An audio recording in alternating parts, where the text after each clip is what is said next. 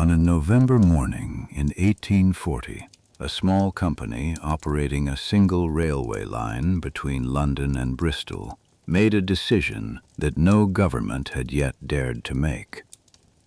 It declared that one clock, the clock at the Royal Observatory in Greenwich, would from that point forward tell the correct time for every station on its line, regardless of what the sun was doing over any of those towns. 43 years later, on a single Sunday in November 1883, tens of millions of Americans watched the hour of noon arrive twice in the same day, as an entire continent's clocks were reset in a single coordinated act no government had ordered and no law yet required. A year after that, 41 delegates from 25 nations sat in a room in Washington and voted 22-1 to fix the 0 point from which the rest of the world would measure both longitude and time. A vote one of the world's great powers refused to accept for the next 27 years. The meridian they chose that day still defines every time zone on Earth. The physical brass line marking it in a London courtyard, measured by hand with a telescope in the 19th century, now sits about 100 meters from where a satellite says 0 degrees longitude actually falls. This is the account of how a private railway's timetable became the clock the entire world still runs on, and of exactly what it cost, in decades and disagreements, to get there. This is Quiet History at Bedtime. If this is the kind of story that holds your attention, a subscribe means everything right now. Every detail in this account comes from government archives, legislative records, and current academic research on the period. Just relax and let this play as you drift into sleep. Now, let us begin. For nearly 200 years before that November morning, there had been no single correct time anywhere in Britain, and there had been no need for one. A town's noon was whatever its own sundial said noon was, and every town a few miles to the west was, by definition, running a few minutes behind. Bristol's true noon, measured by the sun directly overhead, fell about 10 minutes after London's. Land's End, the westernmost point of the English mainland, reached its own solar noon more than 20 minutes after Greenwich did. Nobody found this strange, because nobody needed the two clocks to agree. A letter took days to travel between London and Bristol, and a stagecoach guard could adjust his pocket watch by a minute or two at each stop without anyone noticing or caring. Then a machine was built that could cover the same distance in a few hours, and the small, tolerable disagreement between one town's sun and another's became something else entirely. Before there was a railway problem, there was a navigation problem, and the two were never really separate. In 1675, King Charles II ordered the founding of the Royal Observatory at Greenwich, appointing the mathematician John Flamsteed as the first astronomer royal. Flamsteed's task had nothing to do with the daily life of English towns. It was to produce more accurate star charts so that Royal Navy ships could calculate their longitude at sea. Out of that naval project came a habit among sailors of keeping at least one shipboard chronometer set permanently to Greenwich time, since a fixed reference point was the only way to measure how far east or west a ship had traveled. The instrument at the heart of this work, a transit telescope mounted so that it could observe stars only as they crossed directly overhead, allowed Flamsteed and his successors to record the precise moment of each crossing and, over years of patient observation, to build the astronomical tables that made reliable longitude calculation possible at all. None of this early observatory work was undertaken with any thought towards standardizing the daily lives of English towns. It was a specialized instrument, built for a specialized purpose, serving a maritime nation whose wealth depended on ships finding their way home. That the same institution would, a century and a half later, become the reference point for how an entire country told time to itself was not a plan anyone in Flamsteed's era could have anticipated. On land, this habit meant nothing to anyone. Church bells rang at whatever hour the local sexton judged, by sundial or by inherited custom, to be correct. In larger towns, a dedicated bell ringer or sexton often held informal responsibility for the town's sense of time, a role carrying real social weight, even though it required no particular technical skill beyond patience and a willingness to check the shadow on the church wall each fair morning.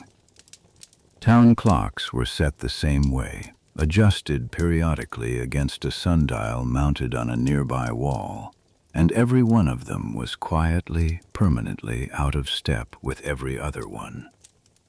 Some of those sundials were modest instruments carved directly into church stonework centuries earlier, simple scratch marks meant to indicate the canonical hours of prayer rather than any precise civil time.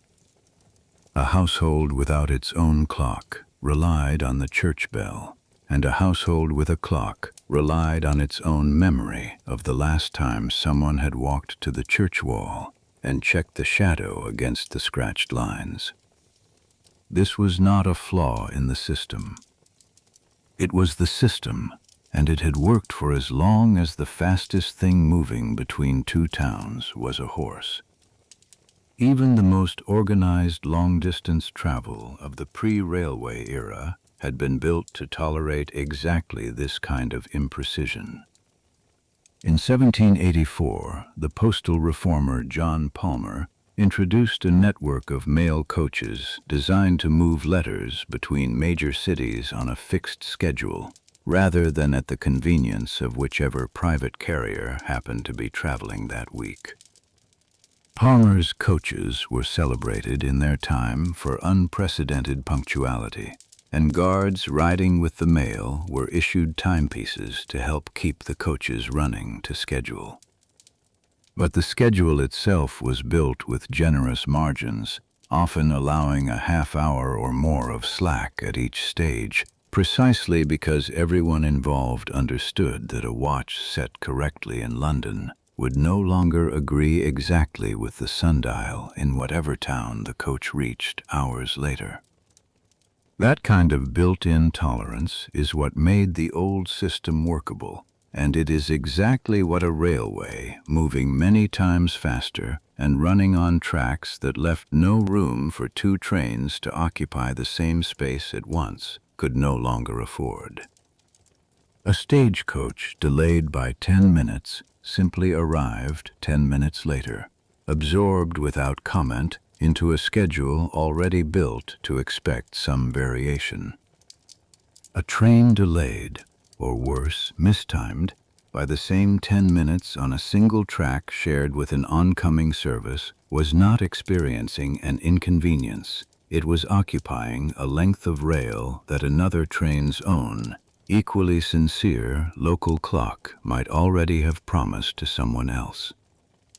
The pressure building towards some kind of change was not confined to railways alone.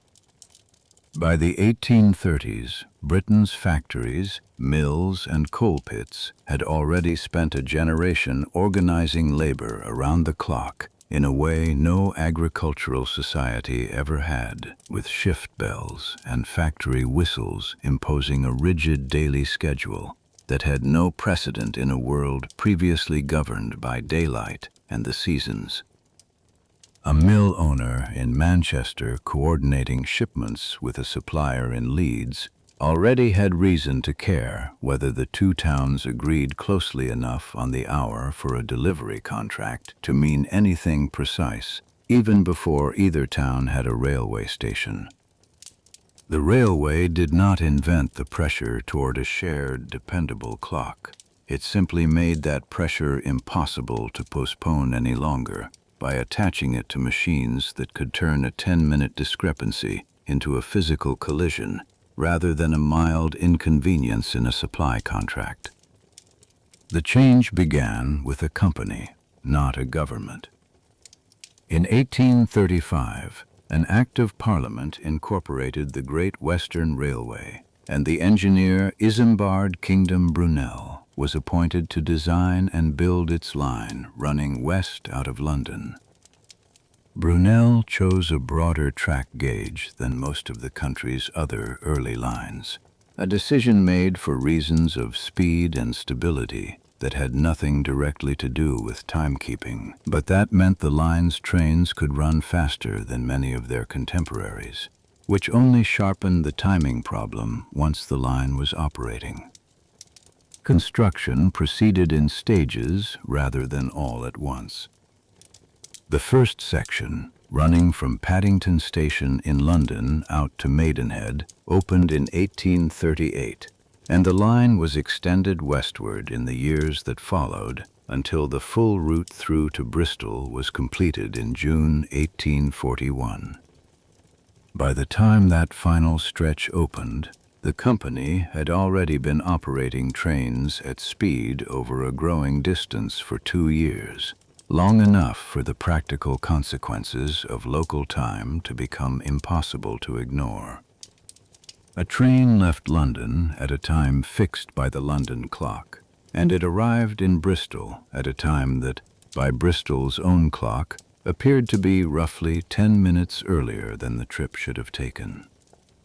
A guard's chronometer, correct when it left the terminus, seemed to drift the further west the train traveled, not because the chronometer was wrong, but because every town it passed through was, in effect, running its own separate version of the day. For passengers, this created confusion about whether a train was late or early.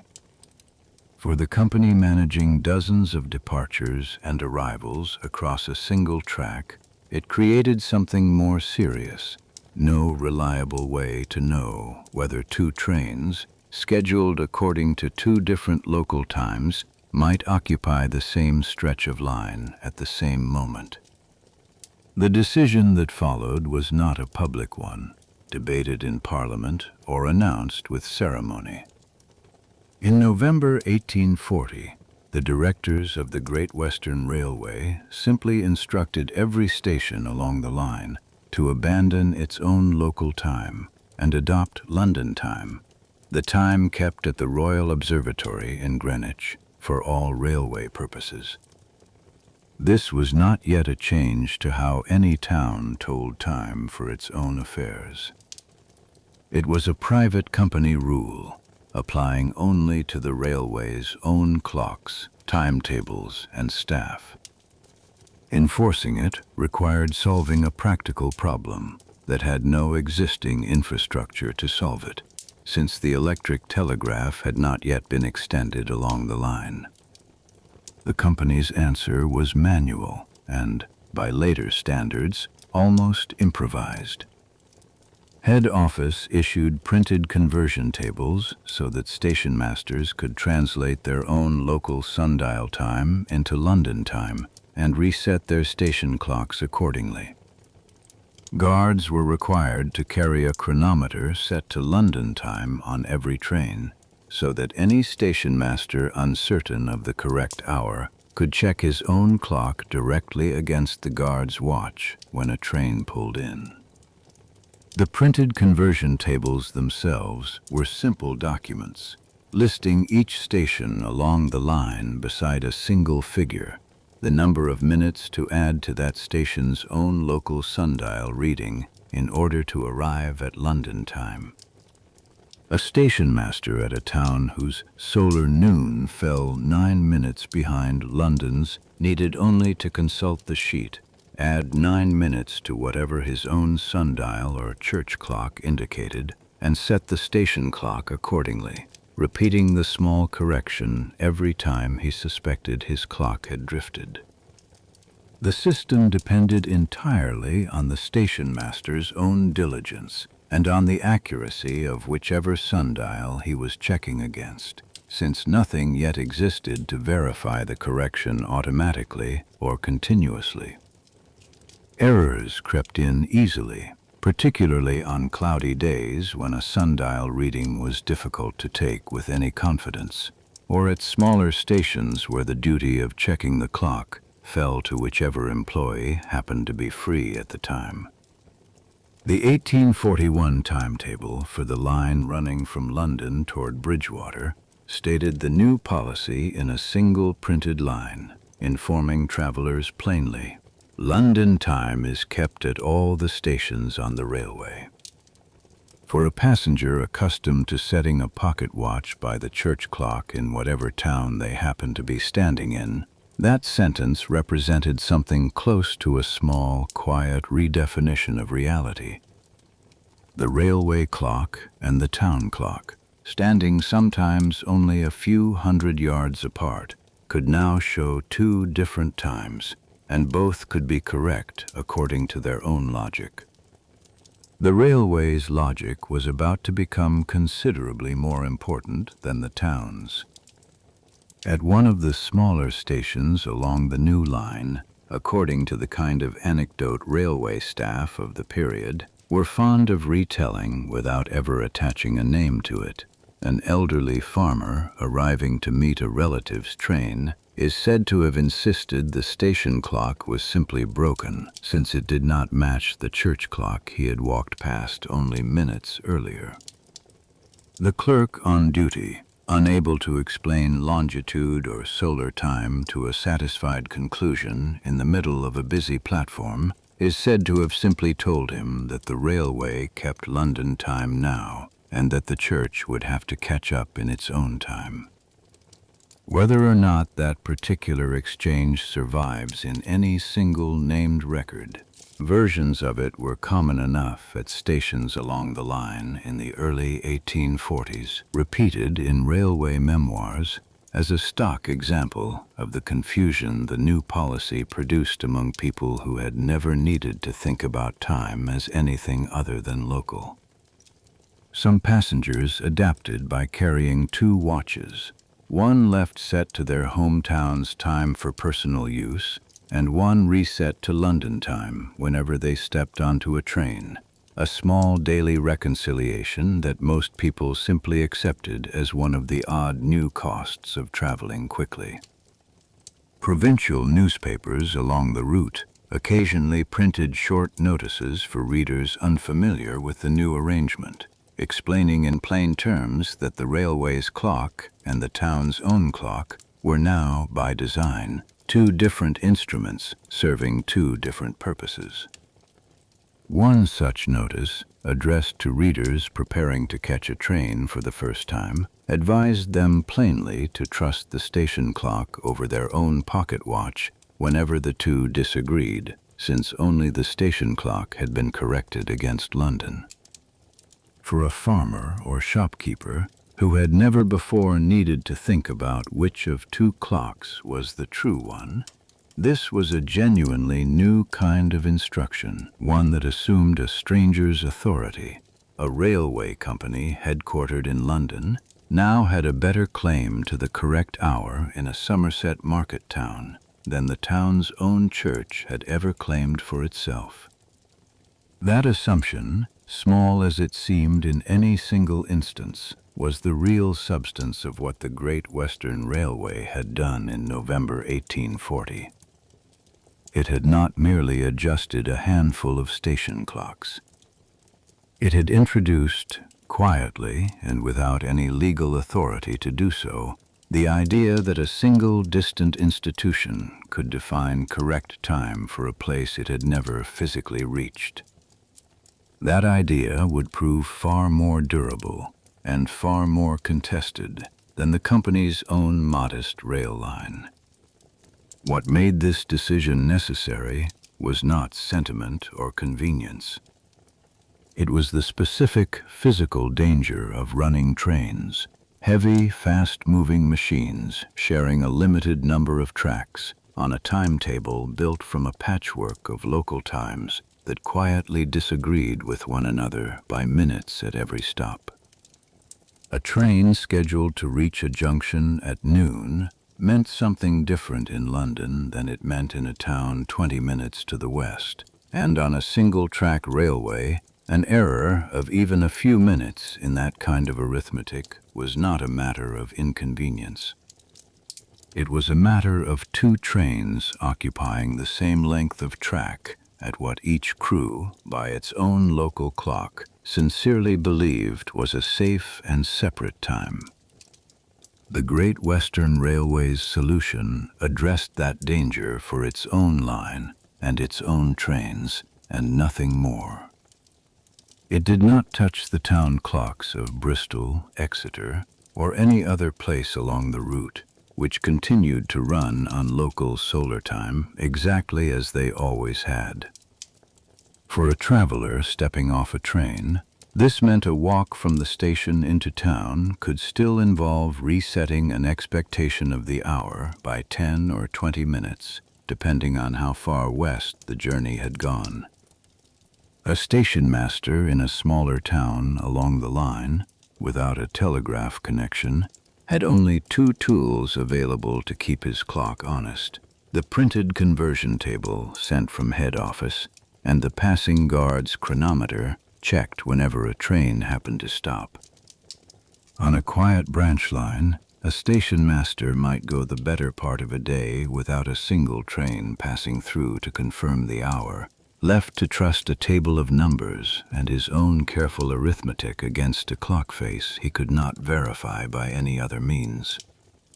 This was the condition of railway time in its earliest years, technically uniform on paper, practically dependent on printed tables and traveling chronometers, and entirely optional for anyone not employed by the company enforcing it. Other railway companies, watching the Great Western's arrangement operate without serious incident, began to recognize that the same problem awaiting them was not unique to one line.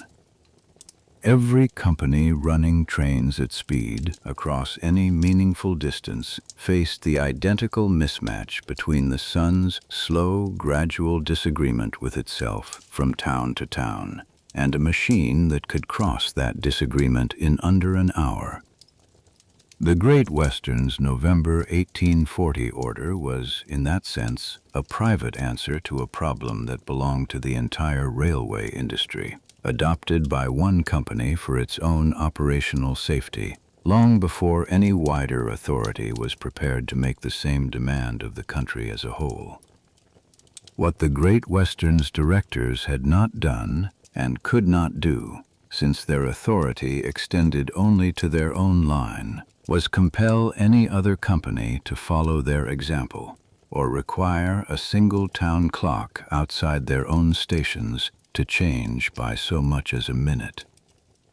That wider and considerably messier problem belonged to the railway industry as a whole, and it would not be solved by one company acting alone. It would take another company-by-company reckoning, a clearinghouse resolution, an emerging telegraph network, and, eventually, an Act of Parliament, before London time and the country's time became, in any legal sense, the same thing. The watchmaking trade, centered heavily around Clerkenwell in London by this period, had already spent decades supplying increasingly affordable pocket watches to a growing middle class, and the railway's new demands gave that trade an unexpected boost as passengers and railway staff alike sought more reliable timepieces capable of holding a precise minute across an entire day's travel. A watch that drifted by only a minute or two a week had once been considered perfectly adequate for a life measured in church bells and sundials. For a railway guard responsible for departures scheduled to the minute across a fast-growing network, that same drift was no longer a tolerable margin, and demand grew accordingly for the kind of precision chronometers that had, until then, been the specialized concern of ship's navigators rather than ordinary travelers. Clockmakers who had spent careers building instruments for church towers and grand houses found a new and steadier customer in the railway companies themselves, which needed master clocks reliable enough to serve as the single point of truth for an entire station, checked each day against the guard's chronometer and, in later years, against a telegraph signal rather than the sky. A trade that had once measured its own success in decades, a well-made clock might serve a parish for 100 years without serious complaint, was being asked, for the first time, to measure its success in minutes and then in seconds. Word of the Great Western's arrangement spread through the small, closely connected world of railway management fairly quickly, carried by engineers, directors, and clerks who moved between companies, and by trade publications that reported on operational innovations across the industry. A director at a neighboring company, reading of the Great Western's solution, had every reason to recognize his own line's version of the identical problem, since the underlying arithmetic of solar time, disagreeing from town to town, did not respect the boundary between one company's tracks and another's. What none of those directors could yet know, watching from outside, was how long and uneven the road from one company's private decision to a genuinely national standard would turn out to be. The Great Western's clocks kept London time from November 1840 onward, as promised, exactly as instructed. Almost every other clock in the country did not. By the time the Great Western Railway's clocks had been running on London time for 6 years, the arrangement remained exactly what it had always been. One company's private rule applied to one company's stations, with no legal standing beyond its own line. Other companies, watching that arrangement function without serious incident, began making the same decision on their own schedules and their own terms. The Liverpool and Manchester Railway adopted London time in 1846. That line, often remembered as the world's first true intercity passenger railway when it opened in 1830, had by the 1840s grown into a substantial network of its own, and its decision to fall in line with the Great Western's earlier precedent carried real weight among the industry's other operators watching to see which arrangement would ultimately prevail. The Caledonian Railway, running through Scotland, followed in 1847. The London and South Western Railway adopted it in 1848, and by the end of that decade a majority of the country's major lines had, independently and without coordinations, arrived at the same conclusion the Great Western had reached in 1840. Each of these companies made the decision separately, for its own operational reasons, without any obligation to consult the others or to time its own adoption around a shared national date. A company running trains largely within a single region, with few connections to other operators, felt less urgency than one whose lines crossed and interchanged constantly with neighboring networks, and the pace of adoption across the 1840s reflected that unevenness closely. Scotland presented its own particular version of the problem, since Scottish local time ran meaningfully behind London's across most of the country, and a Scottish company's decision to adopt London time carried a larger, more noticeable shift for its own passengers and staff than the equivalent decision did for a company operating closer to the meridian itself. The Caledonian Railway's adoption in 1847 meant that clocks across large parts of Scotland effectively jumped forward by several minutes overnight, a change substantial enough that some Scottish town councils spent years afterward debating whether their own civic clocks ought to follow the railway's example or continue reflecting the sun as it actually stood over their own streets.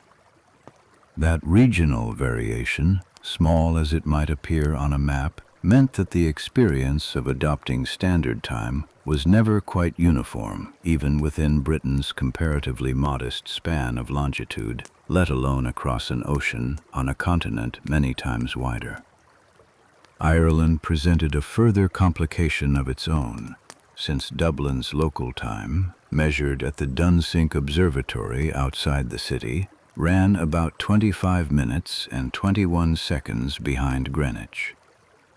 That gap was wide enough that when the 1880 Act finally arrived to settle Britain's own time question, it named Dublin Mean Time, rather than Greenwich, as the separate legal standard for Ireland, a distinct national time zone in its own right that would remain in place for another 36 years before Irish clocks were finally aligned with London's in 1916. This looked, from a distance, like progress toward a single national time. In practice, it produced something closer to a patchwork of separate agreements, each one internally consistent, and none of them connected to any authority larger than the company that had made it. A passenger changing trains at a junction where two different companies' lines met could, in theory, encounter two station clocks only a platform apart, both correctly displaying London time, both keeping perfect faith with their own company's instructions. A porter loading luggage from one company's train onto another's at a shared platform had no particular reason to think twice about the clock hanging above his head, since his own daily rhythm was set by the arrival and departure of trains, rather than by any abstract standard. It was only when something went wrong, a missed connection, a near collision, a dispute over which company bore responsibility for a delay, that the underlying disagreement between two neighboring clocks became visible enough for anyone outside the industry to notice.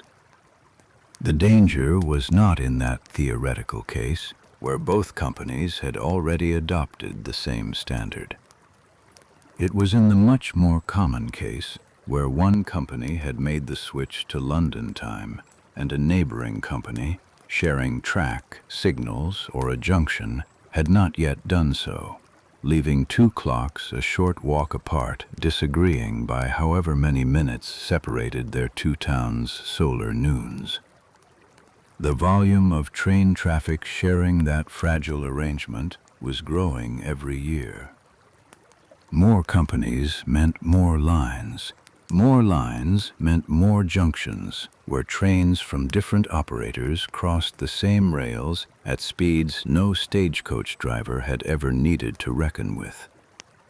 Near misses on the expanding network were becoming more frequent as traffic increased, and the same mismatch in local time that had prompted the Great Western's original 1840 order was now multiplying across dozens of companies instead of one. By the mid-1840s, Britain was in the middle of what later became known as the Railway Mania, a period of intense speculative investment in new lines that saw dozens of competing companies incorporated within a few short years, many of them building track through the same congested corridors and sharing the same junctions with rivals they had every commercial incentive to distrust. A junction shared by two competing companies was rarely a place of easy cooperation on anything, let alone on a question as basic as which clock to trust, and the same commercial rivalry that made these companies reluctant to share revenue or infrastructure made them equally reluctant to simply defer to a competitor's choice of time standard. A station master at a junction station, uncertain which of two companies' clocks to trust, had no higher authority to consult beyond the printed instructions his own employer had issued him. One such station master, in an account preserved only in the general character of railway memoirs from the period, rather than any single named record, is said to have kept two clocks mounted side by side above his office door for a period in the 1840s, one marked company time and one marked town time, so that neither passengers nor his own signalman could accuse him of favoring either standard over the other. Whether or not that particular station master's name survives in any surviving ledger, the practice he represents was common enough along expanding junction lines: two clocks, two truths, and a staff left to reconcile them by memory and caution rather than by rule. For the signalman actually responsible for keeping trains apart on the track itself, this kind of ambiguity was considerably less abstract than it was for a passenger merely trying to catch a connection. A signalman deciding whether it was safe to let a train proceed through a junction needed to know, with total confidence, what time it currently was, according to whichever standard governed the section of track ahead. And if that standard changed at an invisible boundary somewhere between his signal box and the next one, the margin for a fatal misunderstanding widened considerably. Railway operating rules of the period generally relied on a combination of published timetables and physical signals to keep trains apart, a system in which a train's crew was expected to trust that the track ahead had been kept clear according to the schedule both they and the signalmen were working from. That system functioned only as well as the shared assumptions underneath it held together, and a signalman working from the wrong standard, even briefly, could judge a movement to be perfectly safe by his own clock, while a crew approaching from another company's territory judged the same movement by their own equally sincere clock to be exactly on schedule for a different train entirely. Company rule books from the period increasingly included explicit instructions reminding staff which standard of time governed their particular section of track, a small but telling sign that the industry itself had come to recognize how easily an unexamined assumption about the clock could turn into an operational hazard. That kind of improvised compromise, multiplied across an expanding rail network, was not a stable long-term solution to a problem that was only getting larger. What the railway companies needed was not another individual company adopting London time on its own initiative. They needed a single body with the standing to speak for the industry as a whole, and by the 1840s such a body existed. The Railway Clearinghouse had been established to settle the financial and logistical arrangements between competing companies whose lines connected and interchanged, dividing fares, tracking wagons that crossed from one company's rails onto another's, and resolving the countless small disputes that arose whenever independent railways were forced to cooperate. Its clerks spent their days reconciling ledgers between companies that might be bitter commercial rivals on the surface, but that had no practical choice, once their tracks physically met, but to agree on a shared accounting of who owed whom for every wagon and every passenger that crossed from one network onto another. Time, in the end, was simply one more thing that needed reconciling between companies whose commercial interests otherwise pointed in opposite directions, and the clearinghouse was the one institution already positioned by its everyday work to propose a shared answer. The clearinghouse had been formed in the early 1840s, specifically because the railway mania's rapid, uncoordinated expansion made some shared administrative body unavoidable. regardless of how fiercely individual companies competed with one another for passengers and freight. A single parcel might travel across the tracks of 3 or 4 different companies on its way from origin to destination, and untangling which company owed which portion of the fare to the others required a shared set of conventions that no single company could dictate to its rivals on its own authority. Time, once framed in exactly those terms, not as a philosophical question about the nature of the day, but as one more piece of shared infrastructure that competing companies needed to agree on in order to keep functioning together at all, became a natural addition to the clearinghouse's growing list of responsibilities. The clearinghouse had no locomotives, no stations, and no passengers of its own. Its only real product was agreement, painstakingly negotiated line by line between companies that trusted each other with very little else. That an institution built to settle disputes over freight charges and wagon rentals ended up settling the question of the nation's clock as well says something about how thoroughly practical, rather than philosophical, the whole problem of standard time actually was.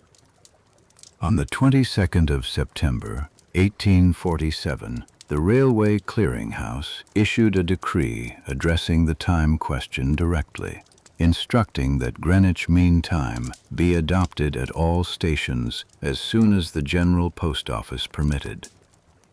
That instruction was not a law. The clearinghouse had no power to compel any company to obey it, any more than the Great Western's own 1840 order had bound any company beyond itself. What the 1847 decree carried instead was the weight of industry consensus, a signal that the largest and most influential railway operators in the country had agreed, collectively, that London time and railway time should be the same thing everywhere, not merely on individual lines that happened to have made that choice independently. The reference to the General Post Office in the decree's own wording was not incidental.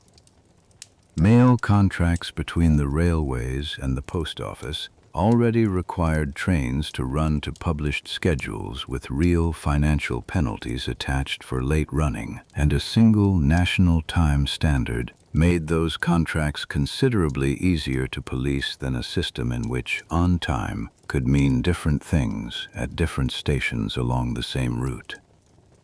Adoption followed, though not overnight and not by decree alone. By 1855, roughly 95% of towns and cities in Britain had transferred their public clocks to Greenwich Mean Time. That pace of change was made possible by a piece of technology that had not existed when the Great Western first issued its 1840 order, the electric telegraph. In 1852, a telegraph link was established between a newly installed electromagnetic clock at the Royal Observatory in Greenwich and the railway stations at Lewisham and, shortly afterward, London Bridge. That link connected in turn to the central telegraph station of the Electric Time Company in the City of London, allowing a single time signal originating at Greenwich to be transmitted directly along the railway's own telegraph wires to any station equipped to receive it. By 1855, that signal could reach stations across the length and breadth of the country, arriving instantly rather than through the older, slower method of printed conversion tables and a guard's traveling chronometer.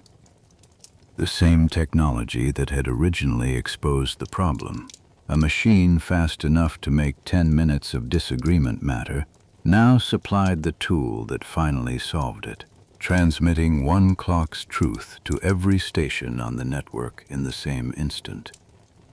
A station master who had once relied on a printed table and the arrival of a train to check his clock could now simply watch it correct itself, wired directly to Greenwich by a company that had built the infrastructure for an entirely different purpose. The telegraph wires strung alongside the tracks had originally been installed to let signalmen communicate directly about the movement of trains, warning the next station of an approaching service or reporting a blockage on the line ahead. Carrying a precise time signal along those same wires cost the railway companies almost nothing beyond what they had already built for operational safety, which made the technical side of this final step considerably cheaper and faster than the decades of company-by-company persuasion that had preceded it.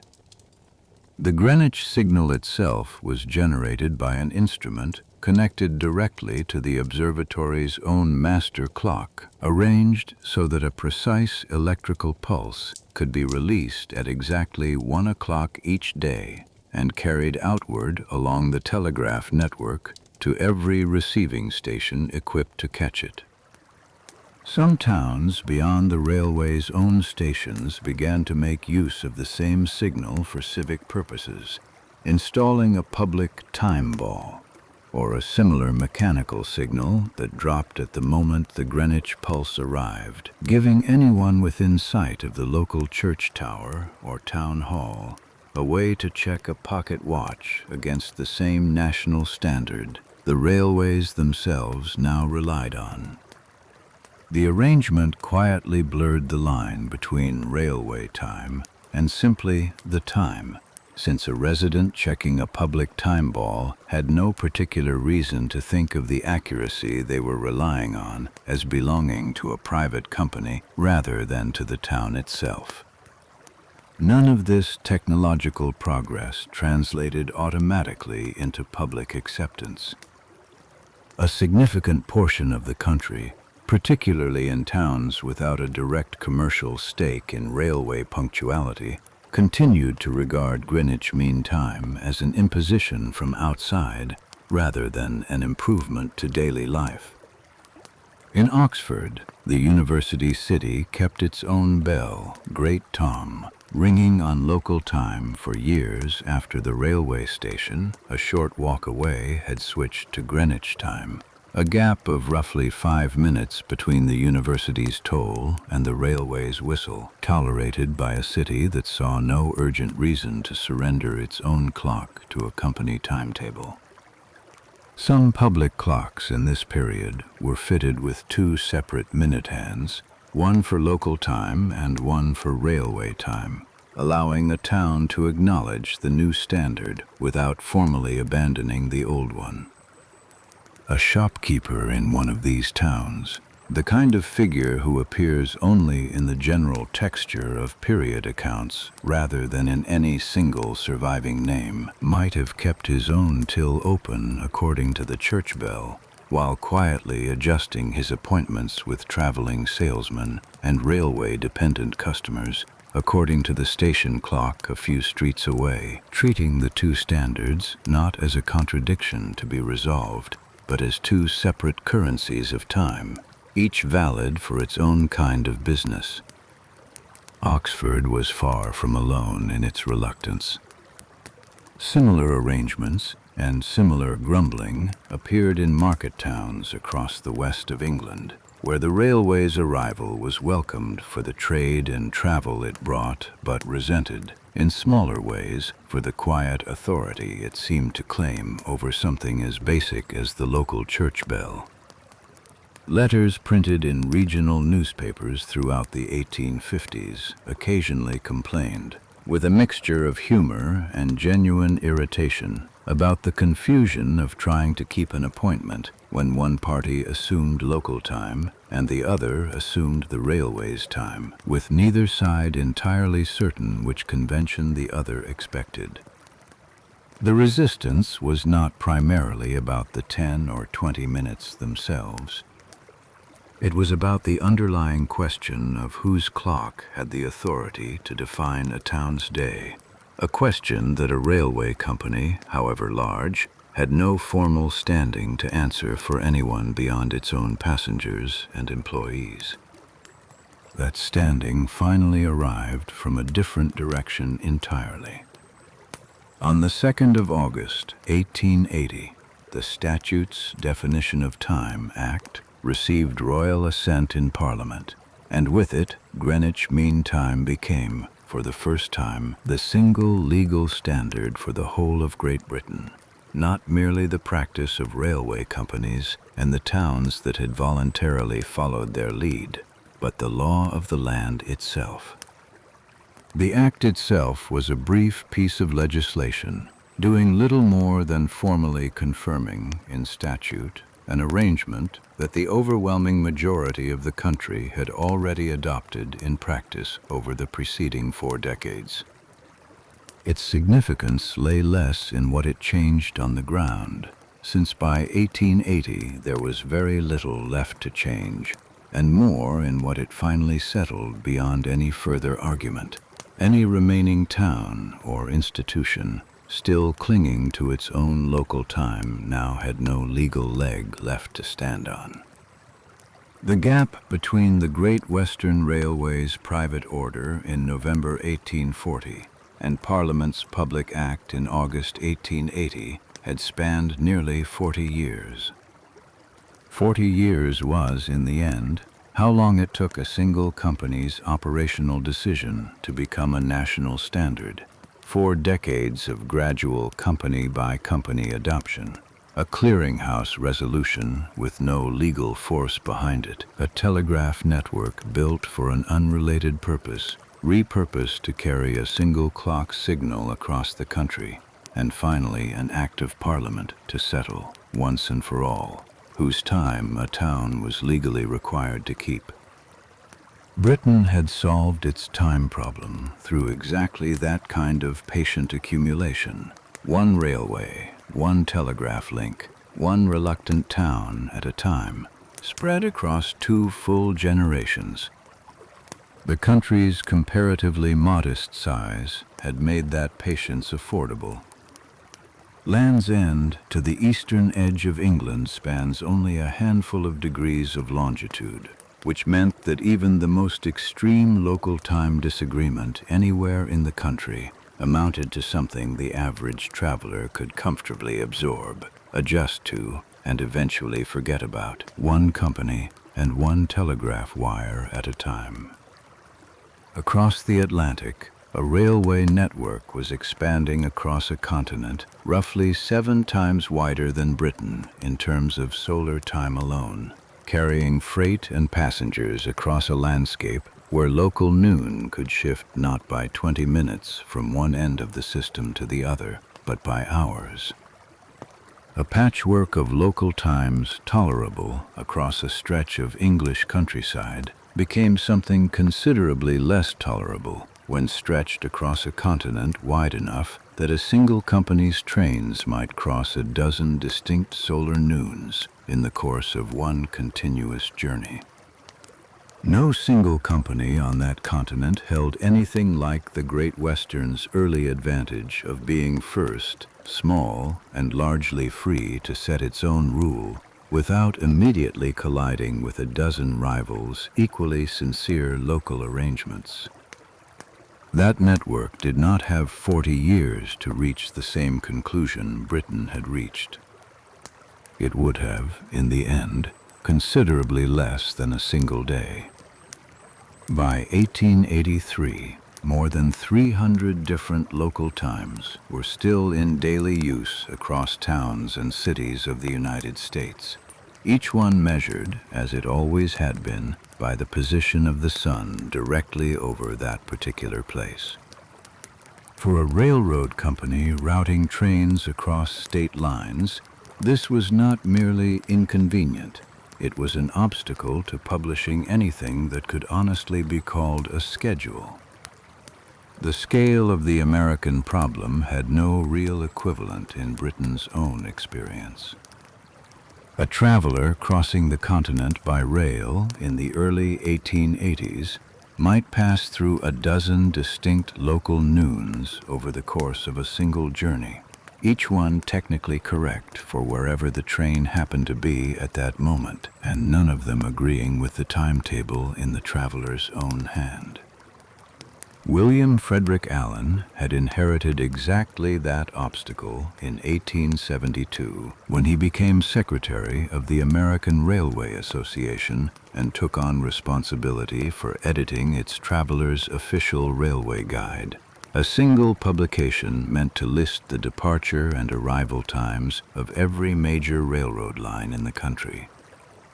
At the time he took on the job, at least 50 separate operating time standards were in use among the railroad companies themselves, each one keyed to the local time of whichever city served as that company's headquarters.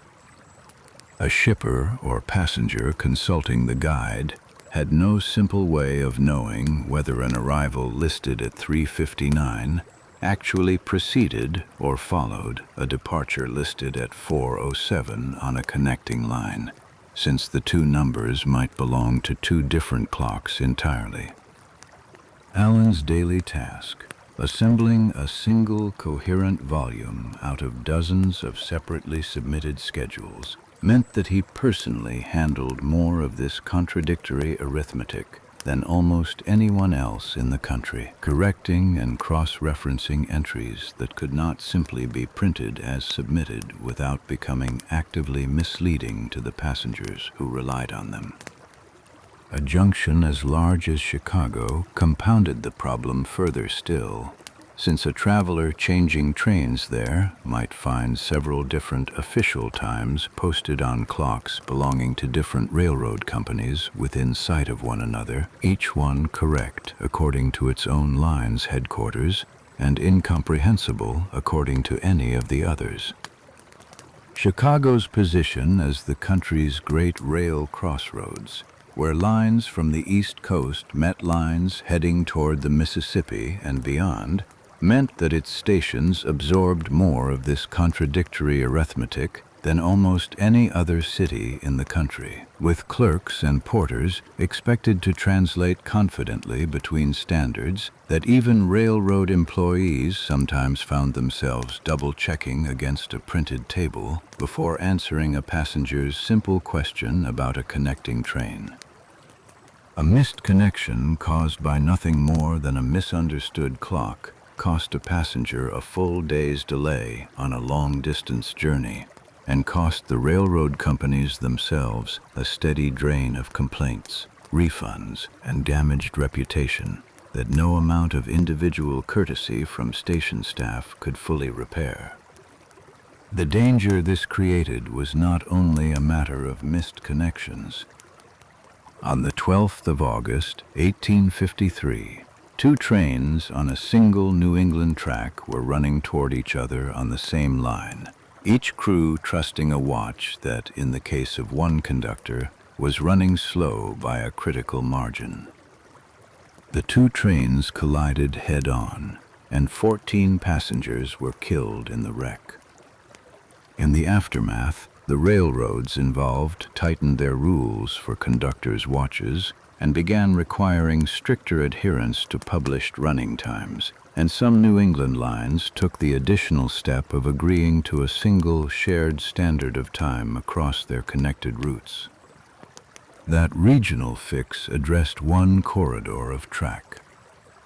It did nothing for the rest of a railroad network that by the 1880s spanned a continent wide enough that true solar noon in Boston occurred nearly 4 hours before true solar noon in San Francisco. Accidents attributable, in whole or in part, to disagreements between two crews' watches did not end with the 1853 wreck, and railroad companies across the following decades continued tightening internal rules, mandatory watch inspections, standardized time-checking procedures at major stations, stricter discipline for conductors found running even a minute or two off the company's own published standard. Every one of those internal rules solved a company's own problem without touching the much larger problem of what happened at the moment. Two different companies' trains, each obedient to its own internal standard, needed to share the same length of track. Earlier attempts to solve the wider problem had already failed to take hold. In 1869, a schoolteacher named Charles F. Dowd proposed a national system of time belts for American railroads, a plan built around the idea of dividing the country into a small number of standard zones, rather than leaving every company to keep its own headquarters time.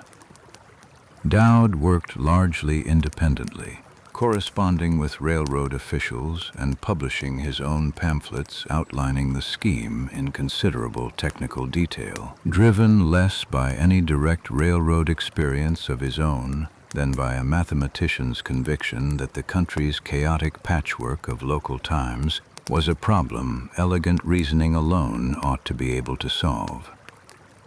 In 1873, the General Time Convention, an association of railroad managers formed to coordinate exactly these kinds of operational questions, passed a resolution commending Dowd's work.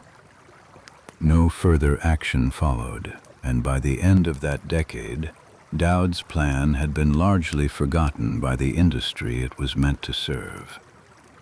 Ordinary Americans of the period had their own informal way of checking whether their pocket watch could be trusted, largely independent of any railroad company's own arrangements. Jewelers in most towns of any size kept a single master timepiece, often called a regulator clock, displayed prominently in their shop window and checked periodically against whatever astronomical or telegraphic signal was locally available, and a passerby uncertain of the hour could simply glance through the glass rather than rely on a watch that might have drifted since it was last set. This informal network of jewelers' regulator clocks became, in practice, one of the more reliable ways ordinary citizens judged whether a given town's official time could be trusted at all, since the jeweler's own commercial reputation depended on the clock in the window being right. A jeweler who let his regulator clock drift noticeably out of alignment risked more than an occasional customer complaint. In a town where his shop window served as the informal public standard, a visibly wrong clock could quietly undermine the trust his entire business depended on. Support for a coordinated national solution was not confined to the railroad industry itself. Cleveland Abbe, the first head of the newly established United States Weather Bureau, had his own professional reasons for wanting a single national time standard, since coordinating weather observations and forecasts across the country depended on knowing precisely when each regional report had actually been taken. Abbe lent his own scientific standing to the cause through the American Meteorological Society, whose 1879 Report on Standard Time argued, well before Allen's own 1881 appointment, that the country's patchwork of local times had become a genuine obstacle to scientific and commercial coordination alike. That report helped build a body of informed opinion outside the railroad industry itself that treated the coming reform not as a mere convenience for train schedules, but as a broader piece of national infrastructure. The country's scientific and commercial life had already outgrown the ability to do without. Part of the difficulty was structural rather than technical. The General Time Convention had no authority to compel any of its member companies to adopt anything. It could recommend, discuss, and commend, but every company remained free to keep whatever standard best suited its own operations. And in the 1870s, few companies saw sufficient reason to bear the cost and confusion of changing on the strength of a mere recommendations.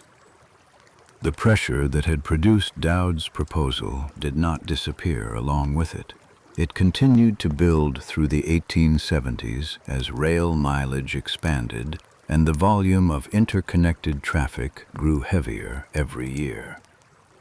In 1881, the General Time Convention returned to the problem and appointed Allen, already familiar with the industry's scheduling chaos through his work on the guide, to devise a workable plan. Allen drew on Dowd's earlier framework and on time-reckoning proposals circulating internationally, adapting them into a system built around 4 time zones for the continental United States, each one anchored to a standard meridian 15 degrees of longitude apart, at roughly the 75th, 90th, 105th, and 120th meridians west of Greenwich. 15 degrees of longitude corresponded to 1 hour of mean solar time, which meant that within each zone, every town's clock, regardless of exactly where the sun stood overhead at that moment, would read the identical hour and minute as every other town in that zone. Allen understood that a mathematically pure set of boundaries, drawn as straight lines of longitude with no regard for where towns, junctions, and rail yards actually sat, would create its own new confusion by splitting cities and terminals across 2 different zones. He deliberately drew the zone boundaries as irregular lines instead, bending them to follow existing railroad junctions and terminus points rather than the meridians themselves, so that no single city's rail yard would find itself divided between 2 standards. This was a practical decision, made by a man responsible for keeping trains running safely, not an abstract exercise in geography.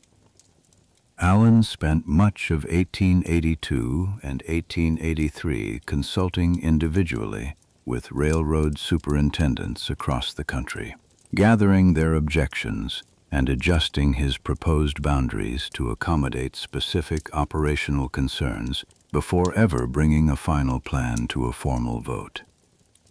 That groundwork mattered. A plan imposed without consultation risked the same fate as Dowd's decade-old proposal, commended in principle and ignored in practice by companies with no obligation to change anything about how they actually ran their trains.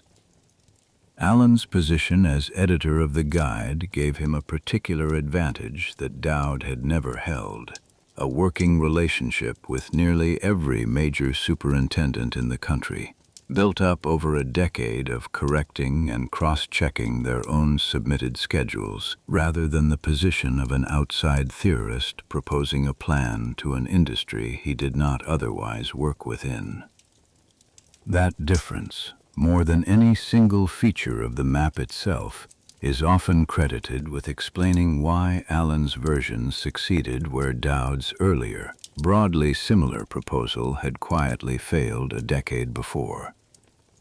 A plan is only as strong as the willingness of the people who must actually carry it out, and Allen had spent years building exactly the kind of professional trust that made railroad superintendents willing to reorganize their own operations around a scheme proposed by one of their own, rather than imposed from outside.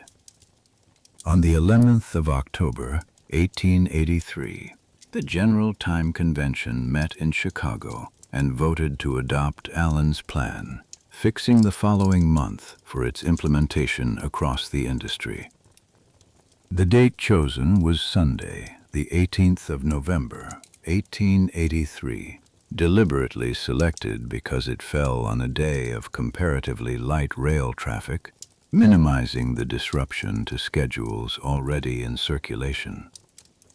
In the weeks beforehand, railroad officials visited city governments across the country, urging mayors and local authorities to adopt the new standard for civic purposes as well, so that a town's own clocks would not remain at odds with the railroad depot a few streets away. Newspapers printed instructions explaining exactly how many minutes readers needed to advance or set back their own watches, along with maps showing which of the 4 new zones their city now belonged to. On the day itself, the United States Naval Observatory and the Allegheny Observatory in Pittsburgh each transmitted a telegraph signal marking the precise instant of Standard Time noon on the 90th meridian, giving railroad companies across the country a single, shared reference point against which to set their master clocks.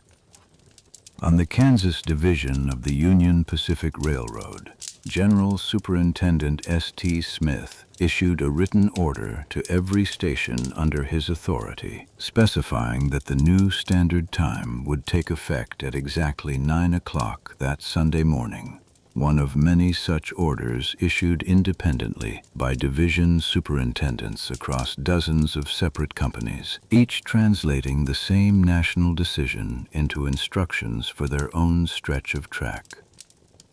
An anonymous telegraph operator manning a small relay office somewhere along that same Kansas line, a figure preserved only in the general texture of railroad memoirs from the period, rather than in any single surviving name, would have spent that particular Sunday morning listening for the observatory's signal down the wire, and then relaying word to every station within reach, a single quiet act repeated by hundreds of similarly unnamed operators across the country within the same hour. The practical effect of the change, at the moment it occurred, depended entirely on where a town sat within its new zone. In places on the eastern edge of a zone, where local solar time ran ahead of the new standard, clocks were set back by an amount that, from town to town, ranged anywhere from 1 minute to as much as half an hour. For anyone in one of those towns who happened to be watching a clock at the moment of the changeover, the hour of noon arrived once by the old local reckoning, and then arrived again, minutes later, by the new standard, a repetition that gave the day its lasting name, the day of 2 noons.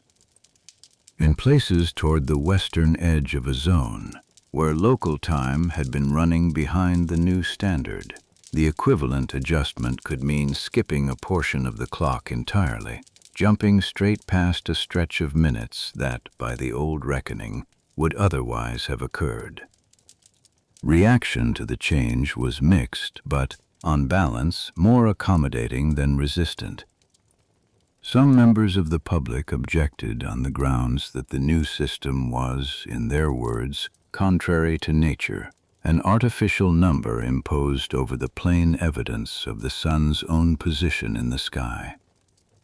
A handful of clergymen preached against the change directly, arguing from their own pulpits that noon was a fact fixed by the sun, and, by extension, by its creator, and that no committee of railroad managers meeting in a Chicago hotel had any standing to move it by even a single minute. Farmers in more rural districts, whose daily rhythm was governed far more by the sun and by livestock than by any train schedule, were often the slowest to see any practical benefit in a change that seemed, from where they stood, to solve a problem that belonged to city dwellers and traveling salesmen rather than to them. These objections rarely translated into any organized resistance capable of slowing the change itself, since the railroads controlled the schedules, the telegraph lines, and increasingly the pace of commercial life in ways that made non-compliance an increasingly impractical stance to hold for very long. Newspapers in some cities treated the changeover with open humor, running items joking about the strange sensation of living through the same noon twice in a single day.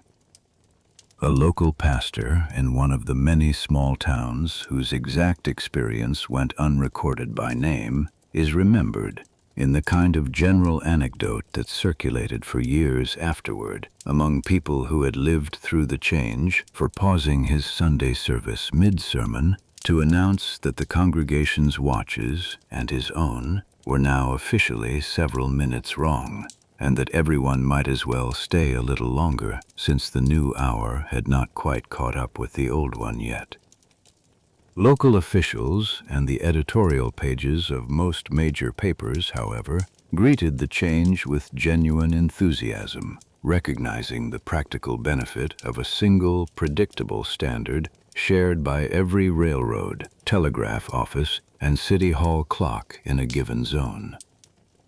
What made this changeover remarkable was not merely its scale, spanning a continent and retiming the daily lives of tens of millions of people in a single coordinated act. It was that no government body had ordered it. The General Time Convention was a private association of railroad managers with no legislative authority whatsoever, and the 4 zones it imposed carried no more legal force in November 1883 than the Great Western Railway's 1840 order had carried in Britain at the moment it was first issued. City governments that adopted standard time did so because railroad officials had persuaded them it served their own citizens' interests, not because any statute compelled them to.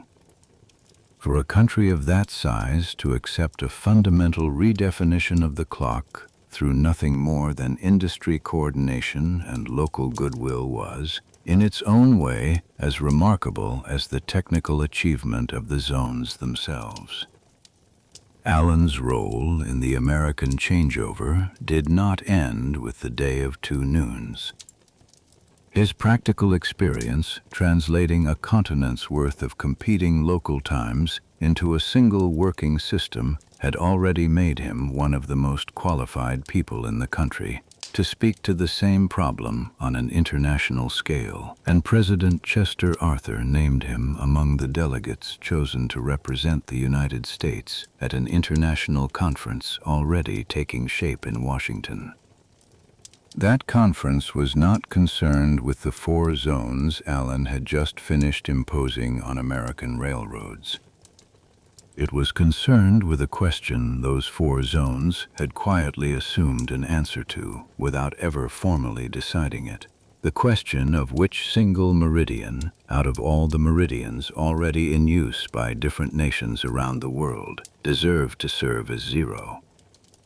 American railroads had built their entire 4-zone system on the assumption that the 75th, 90th, 105th, and 120th meridians west of Greenwich were the correct reference points to count from, an assumption that made perfect practical sense for a country already accustomed to measuring its own maps from that same observatory, but one that had never been formally agreed to by any government, American or otherwise. Britain had settled the question for itself through Parliament 3 years earlier, and the American railroads had settled it for their own operational purposes without any government involvement at all. What remained unsettled was whether the rest of the world, nations with no particular attachment to Greenwich, and in at least one prominent case, a competing observatory, and a long tradition of measuring the globe from their own capital instead, would agree to the same starting point or propose one of their own.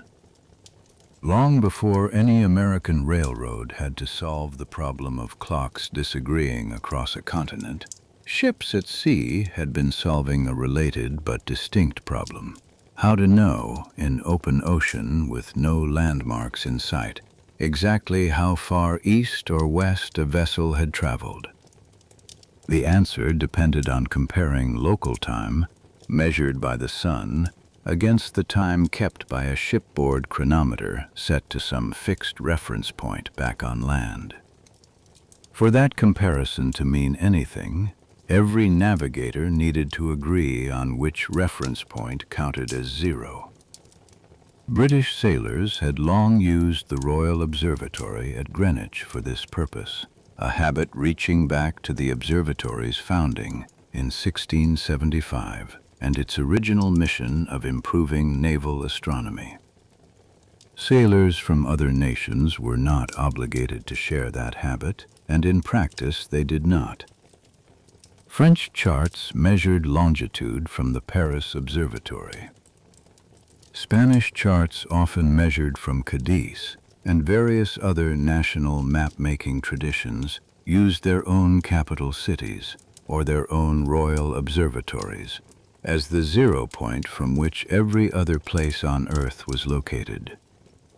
A ship's officer moving between British, French, and Spanish charts on the same voyage needed to convert between as many different zero points as there were nations whose maps he consulted, and an error in that conversion could mean the difference between a safe course and a wrecked one.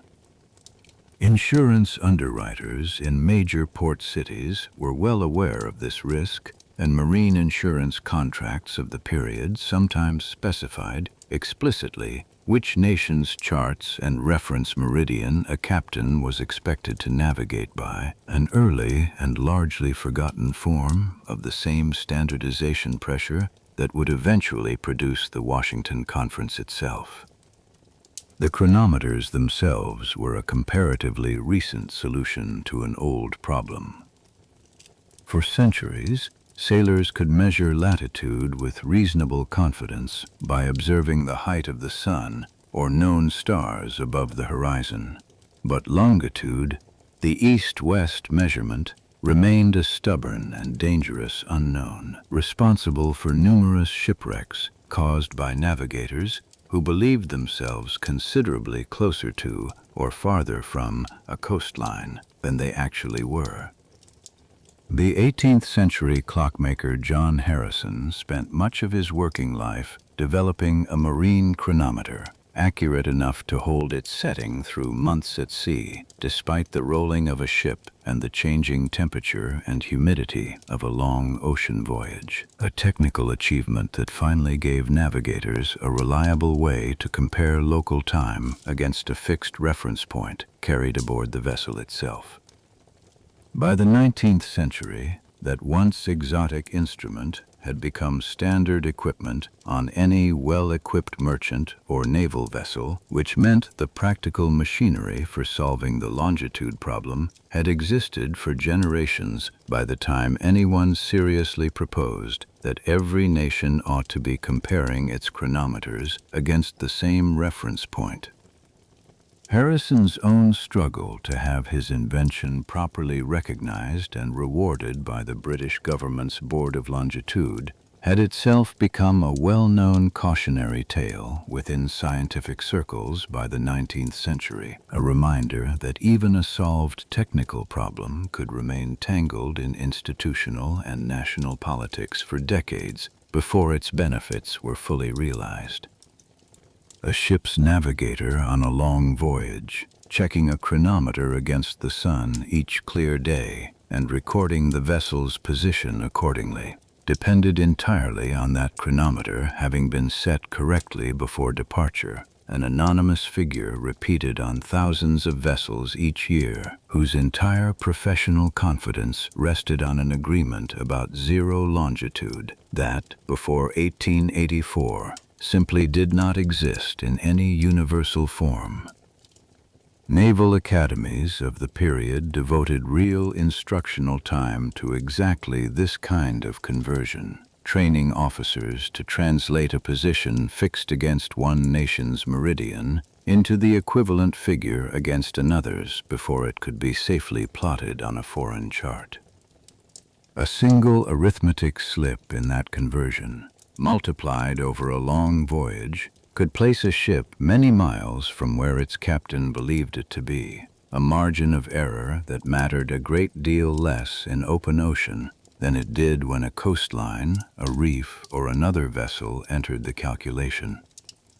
This patchwork of national reference meridians had persisted for generations without becoming an urgent crisis, in much the same way that Britain's patchwork of local town times had persisted before the railway made minutes matter. What changed the stakes was the same force that had changed them on land: faster, more interconnected movement, and faster, more interconnected communication. Transoceanic telegraph cables laid across ocean floors through the 1860s and into the 1870s could now carry a message between distant continents in a matter of seconds rather than the weeks a ship's voyage would have required.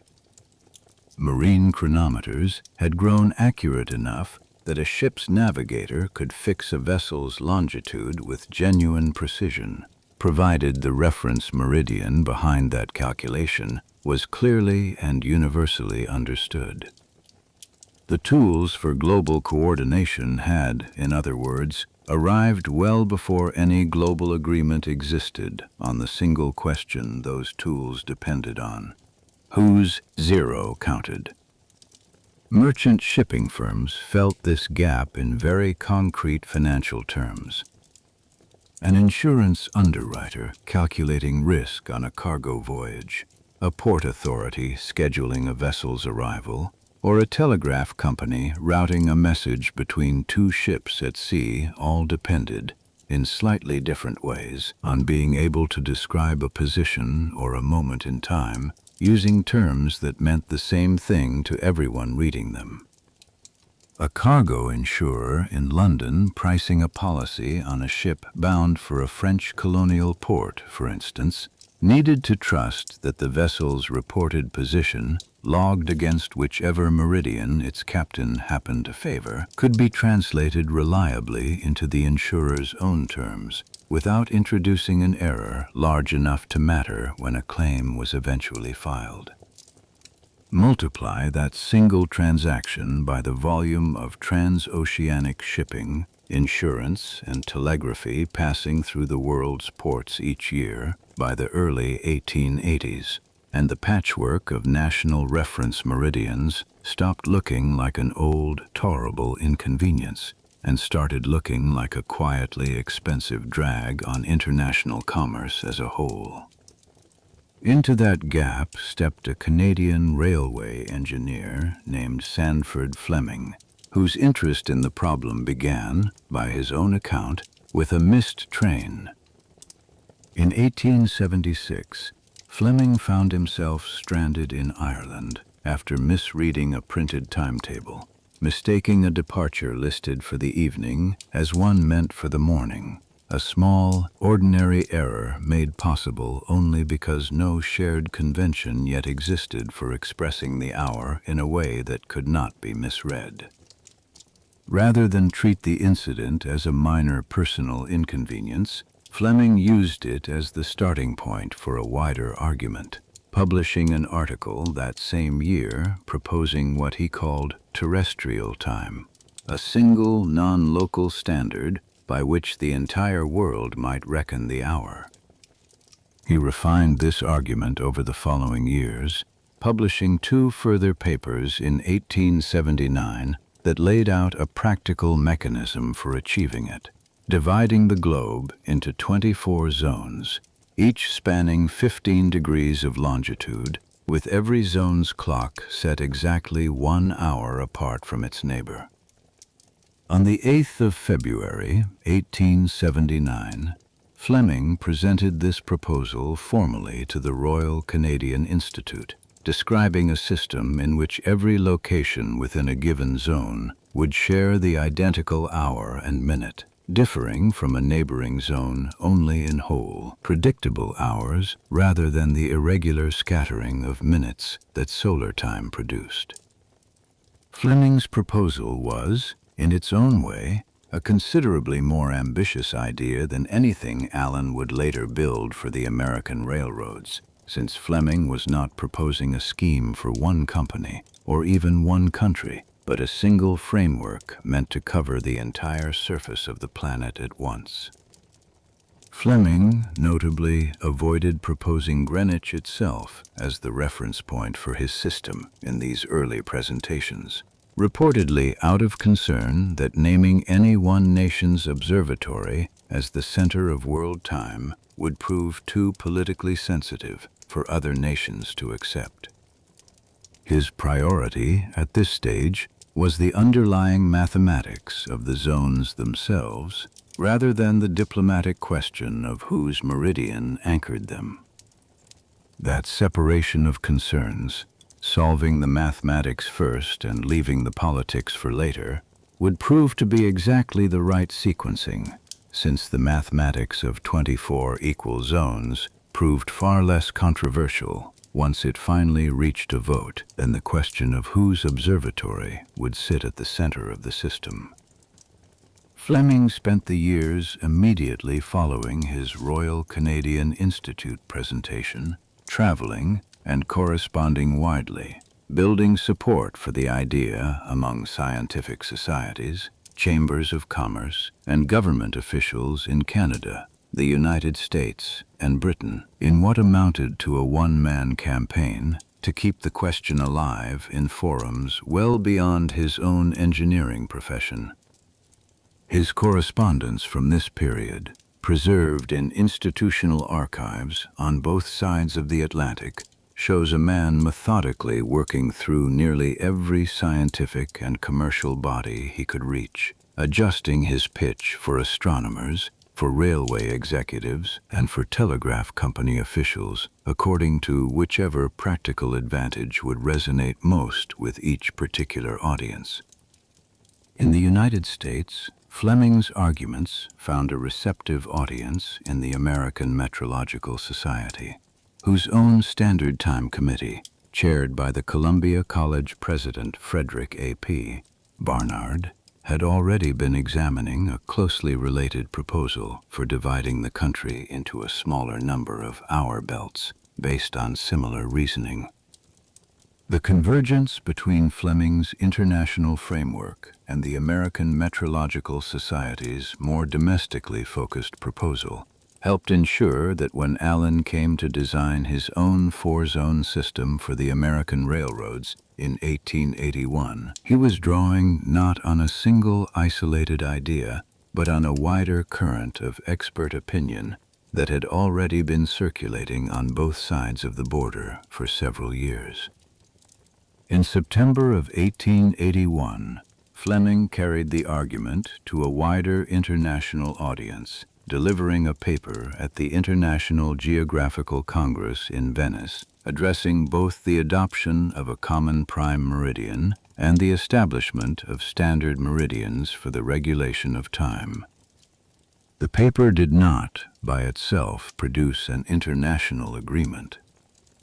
It did add momentum to a conversation that was, by the early 1880s, gathering support from multiple directions at once, from geographers, from astronomers, from telegraph and shipping interests, and increasingly from the railroad industry itself, which was independently arriving at the same conclusions Fleming had been arguing for years.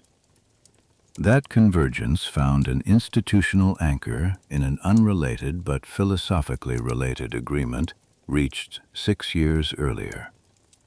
In 1875, 17 nations had signed the Meter Convention in Paris, establishing an international system for standardizing units of weight and measurement, proof to advocates of a common time standard that nations accustomed to guarding their own local traditions could still agree to share a single universal reference when the practical benefits were clear enough. Proponents of a shared prime meridian and a shared standard of time increasingly framed their cause in exactly those terms, treating a single global time as the natural companion to a single global meter. The comparison was more than rhetorical convenience. The Meter Convention had established a permanent international body, headquartered outside any single member nation, specifically to maintain and safeguard the physical standards on which the new system depended, a working precedent that later delegates to the Time Conference could point to directly whenever a skeptical colleague questioned whether nations really could be persuaded to share something as fundamental as a unit of measurement. That precedent mattered particularly for delegates from nations wary of appearing to surrender any part of their own sovereignty to a foreign standard, since the Meter Convention's own structure demonstrated that an international agreement could be built around shared administration rather than around any single nation's permanent authority over the others. Advocates for a common time standard borrowed this argument directly, suggesting that a shared prime meridian need not mean permanent deference to whichever nation happened to host the chosen observatory, any more than the international meter implied permanent deference to France, simply because the physical standard bar was kept in Paris.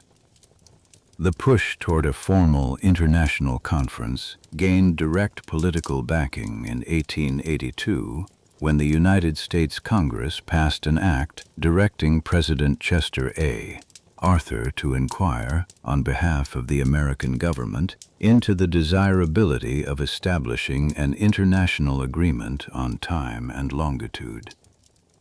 Arthur's administration carried that inquiry forward through diplomatic channels over the following year, sounding out interest among the world's major maritime and industrial powers.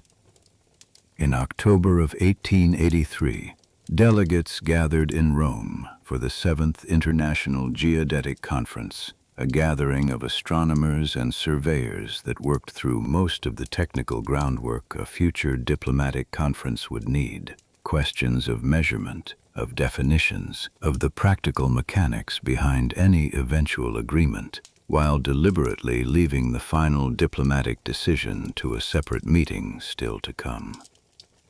The Rome delegates were, for the most part, scientists rather than diplomats, and their gathering was structured accordingly, a forum for working out the technical vocabulary and shared assumptions that a later, more overtly political conference would need in order to avoid relitigating basic definitions in the middle of a diplomatic negotiations.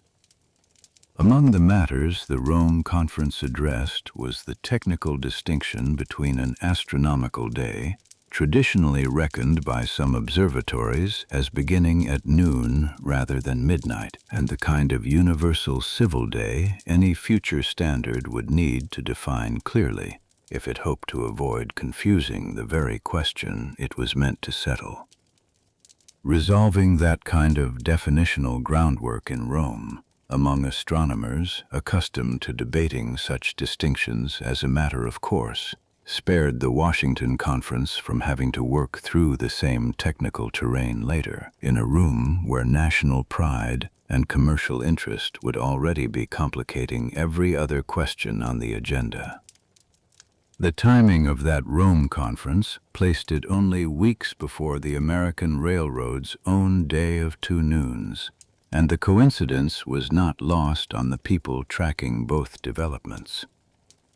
Within a matter of weeks of the Rome Conference concluding, and just as North American railways were completing their own switch to standard time, President Arthur judged that the moment had arrived to issue formal invitations to the nations of the world for a diplomatic conference on the subject. The invitation asked each government to send delegates to Washington for the purpose of fixing upon a meridian proper to be employed as a common zero of longitude and standard of time reckoning throughout the globe. Nations holding diplomatic relations with the United States were invited to respond, and through the first half of 1884 delegations were named and travel arrangements made across 4 continents. For delegates traveling from more distant nations, the journey to Washington itself could take several weeks by steamship and rail, a small irony largely unremarked upon at the time. The same transoceanic and transcontinental travel networks that had made a unified global time increasingly necessary were the very networks now carrying the men who would decide what that unified time should be. Selecting a delegation was, for several governments, a delicate internal decision in its own right, since the choice of representative signaled how seriously a nation intended to defend its own existing cartographic and scientific traditions against whatever proposal the conference ultimately favored.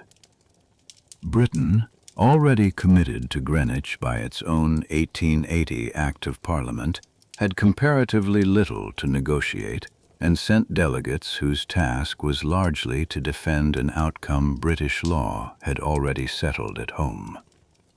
The United States, having only weeks earlier reorganized its own railway network into Allen's 4 zones, arrived with a similarly settled domestic position, though one still adopted only by private industry rather than by any act of Congress. France, in particular, selected delegates already known for their scientific credentials and their willingness to argue a position forcefully, a choice that would prove significant once the conference's substantive debates began. Smaller nations, without any strong existing attachment to a particular meridian, faced a different calculation entirely, weighing the practical cost of adopting whatever standard the larger maritime and commercial powers ultimately favored against the more abstract principle of scientific neutrality that a handful of delegates, most vocally from France, intended to press. On the 1st of October, 1884, the delegates convened for the first time in the Diplomatic Hall of the United States Department of State in Washington. 41 delegates representing 25 nations were present, including Great Britain, France, Germany, and the United States among the larger powers, alongside smaller nations with equally direct stakes in how the world's ships, telegraphs, and eventually railways would tell time. Rear Admiral C.R.P. Rogers of the United States Navy was chosen to preside over the proceedings. Among the American delegation sat William Frederick Allen, the same man who 11 months earlier had overseen the reorganization of an entire continent's railway clocks into 4 standard zones, now called upon to help settle, in this far larger forum, the very question his own domestic system had built itself on top of, without ever putting it to any formal vote at all. On that first day, the delegates took up a preliminary resolution before turning to any of the harder questions waiting behind it. Whether it was desirable, in principle, for the nations of the world to adopt a single prime meridian in place of the many separate ones then in use.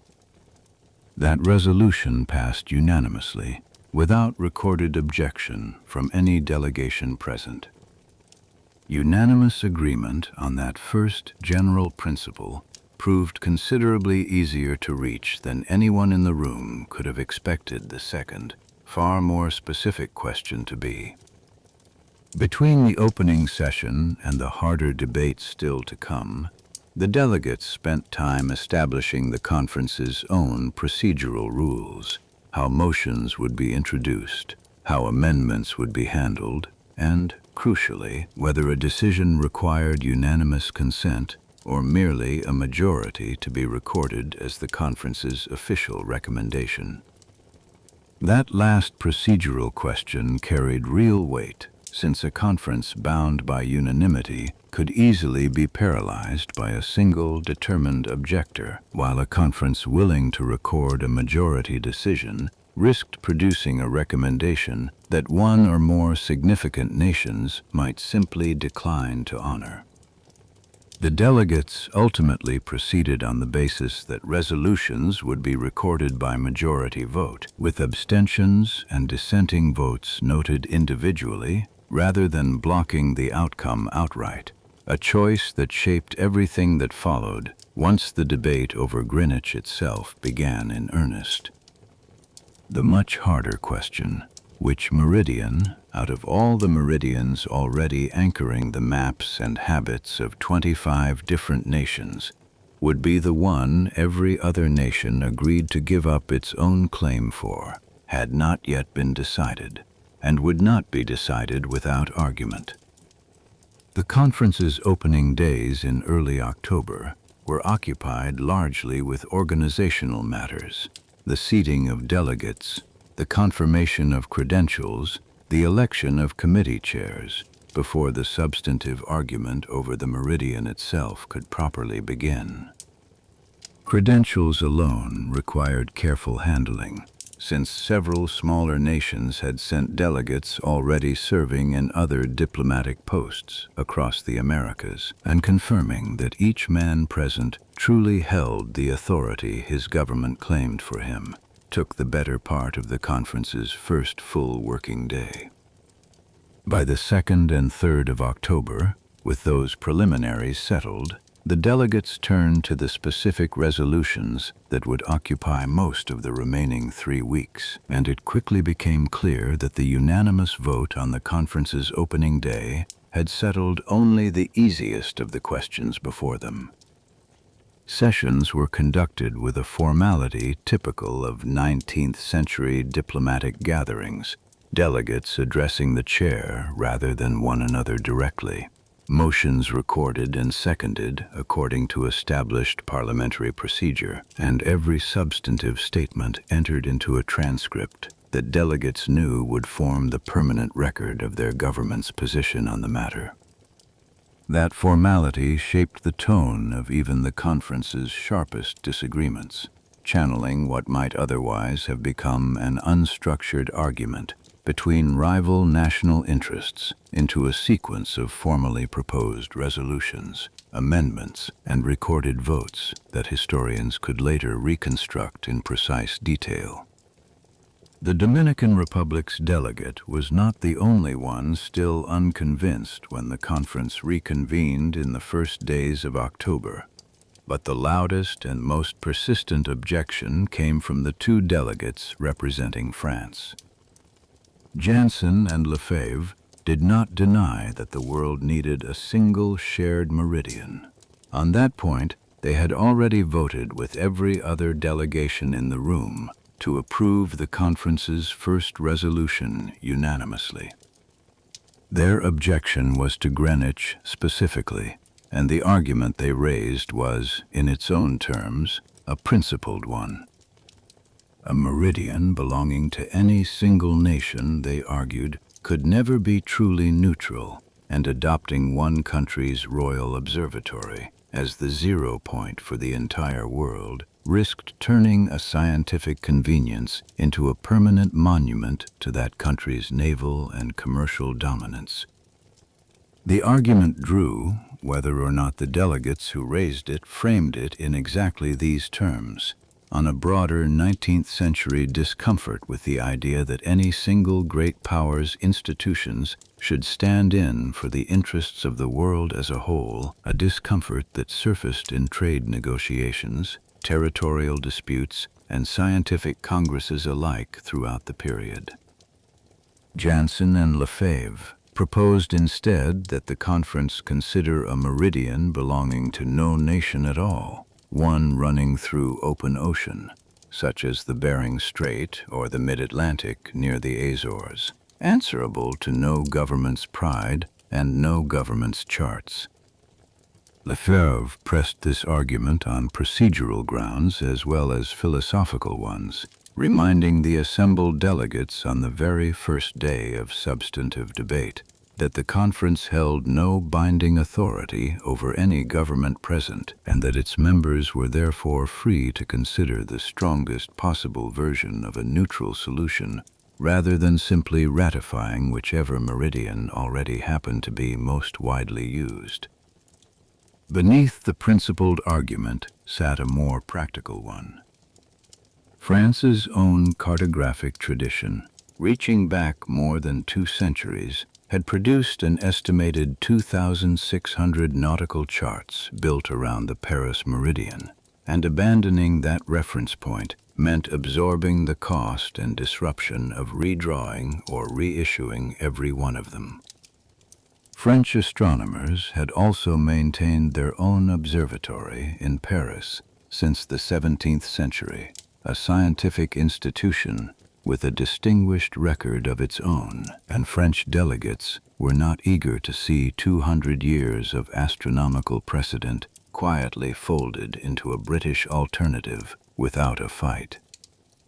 An unnamed clerk assigned to the American stenographic team covering the conference's daily sessions later recalled, In a brief memoir written many years afterward without any specific date attached, that the French delegation's objections were delivered with such formal precision that the translators assigned to render them into English sometimes struggled to keep pace, the philosophical argument arriving in longer and more carefully constructed sentences than the shorter, more transactional English of the American and British delegates who answered them. Whether or not that particular recollection survives in any officially preserved account, the underlying contrast it describes, a French delegation arguing from principle, an Anglo-American bloc arguing from existing practice, runs through the conference's printed proceedings clearly enough on its own. Delegates from Britain and the United States countered with a practical argument of their own, one built not on principle but on existing behavior. By the time the conference convened, roughly 2/3 of the world's ocean-going shipping tonnage was already navigating by charts referenced to Greenwich, a habit built up over more than a century of British naval and commercial mapping. That figure came from a review of shipping registries and Admiralty chart sales conducted in the years leading up to the conference, and delegates on the Anglo-American side returned to it repeatedly whenever the French delegation's principled objections threatened to gain wider sympathy among the smaller nations in the room. Adopting a brand new, nationally neutral meridian in open ocean would not eliminate disruption to the world's charts. It would only spread that disruption to every nation instead of concentrating it in France and the handful of countries still using other reference points. An American delegate is recorded as pointing out, in one of the conference's more pointed exchanges, that a meridian drawn through open water would still need to be measured relative to something, and that the observatories capable of fixing such a line with sufficient precision were themselves national institutions, which meant true neutrality in the strictest sense was not actually available to the conference at all, only a choice between one existing national standard and another. The American delegate, Lewis Rutherford, formally distributed the proposed resolutions to the full conference, moving the debate from open argument toward a specific text the delegates could accept, amend, or reject. Rutherford's own background lay in astronomy rather than diplomacy or railway management, and his approach to the resolutions reflected that training, favoring precise, testable language over the kind of broader political framing that delegates like Lefebvre and Janssen tended to bring to the same debates. That difference in temperament among the delegates, astronomers pressing for exact technical wording, diplomats pressing for language that protected their government's broader interests, railway men like Allen pressing for whatever would actually prove workable once translated into a timetable, shaped nearly every resolution that emerged from the conference's working sessions. Delegates spent the following sessions working through amendments, procedural objections, and competing versions of the wording, including a Swedish proposal addressing exactly when a new cosmic day tied to the meridian ought to begin. The Swedish delegate, Leeuwenhaupt, proposed reviving language from the earlier Rome conference, specifying that this new universal day should commence at Greenwich noon rather than Greenwich midnight, an amendment that produced its own extended discussion among delegates weighing the competing conventions of astronomers, who traditionally reckoned their day from noon against the conventions of ordinary civil life, which reckoned from midnight. That particular amendment illustrates how much of the conference's 3 weeks were spent not on the headline question of Greenwich itself, but on this kind of granular technical detail, each element debated and voted on in turn, before the delegates could arrive at a complete and internally consistent set of resolutions. On the 13th of October, 1884, the conference brought the central question to a formal vote, whether to adopt the meridian passing through the transit instrument at the Royal Observatory in Greenwich as the world's standard reference for both longitude and time. That transit instrument, a telescope fixed so precisely that its crosshairs defined the meridian rather than merely observing it, had been in continuous use at the observatory for decades by the time the conference cited it by name in its own resolution, giving the delegates a physical, verifiable point of reference rather than an abstract geographic coordinate that might have invited endless dispute over exactly where the line should fall. 22 delegations voted in favor. Only the delegate from the Dominican Republic, known at the time as San Domingo, voted against the resolution outright. The conference record preserves that vote without a detailed account of the delegates' specific reasoning beyond the objections already raised on principle by others. The Dominican Republic's lone dissent stood apart from the French and Brazilian abstentions in one important respect. It was the only vote cast squarely against the resolution rather than withheld from it, a distinction the printed proceedings preserve carefully, even though they do not preserve a fuller explanation of the delegates' motives beyond what the transcript itself recorded in the moment. France and Brazil abstained rather than voting against, a distinction that mattered diplomatically even if the practical effect for the resolution's passage was the same. Brazil's own position echoed some of France's underlying concerns about national prestige, though Brazilian delegates framed their abstention somewhat differently, expressing sympathy for the principle of a neutral meridian without committing their government to actively opposing Greenwich once the vote's outcome became clear. Both abstaining delegations understood that an abstention carried different diplomatic weight than an outright vote against. It registered disagreement with the conference's chosen outcome while leaving each government's future options technically unforeclosed, a distinction that would matter considerably to France in the decades that followed. The margin was decisive enough that some of the era's stranger allegiances stood out clearly in the roll call. Russia, whose own astronomers had spent generations building the reputation of the Pulkovo Observatory near St. Petersburg as a rival center of precision timekeeping, voted in favor of Greenwich rather than pressing its own institution's claim. Spain, home to its own long-standing reference meridian at Madrid, did the same, choosing practical continuity with existing navigation over its own cartographic tradition.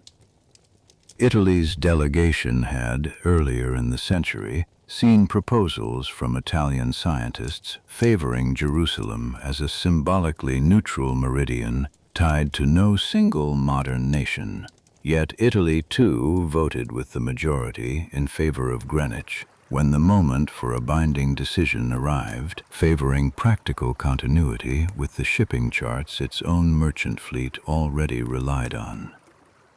Germany, whose own scientific establishment could easily have pressed a rival claim on behalf of one of its own observatories, likewise voted with the majority, reflecting a broader pattern visible across the roll call. Nearly every delegation with a plausible national alternative to Greenwich chose, in the end, to set that alternative aside in favor of the meridian the world's shipping had already voted for, informally, decades before any diplomat ever raised a hand in Washington. Only France, clinging to a genuinely competing tradition with real commercial weight behind it, and the two delegations abstaining or dissenting alongside it, declined to make that same practical concession on the day itself. What the conference did not do in the wake of that vote is a detail that later popular accounts of this story have frequently gotten wrong. Sanford Fleming and at least one other delegate raised the question of formally committing every nation to the 24-zone system of standard civil time that Fleming had spent nearly a decade advocating in papers and conferences across 3 continents. Fleming argued that a universal meridian without a corresponding universal system of civil time zones was, in practical terms, only half a solution, since ordinary citizens and merchants would continue experiencing the confusion of local and railway time long after astronomers and navigators had settled comfortably into the new Greenwich-based reckoning. Other delegates objected that regulating how individual nations organized their own domestic civil clocks fell outside the conference's stated purpose, which had been framed from the outset as fixing a common meridian and a universal day for scientific and navigational reference, not dictating how any government should run its own railways or town clocks.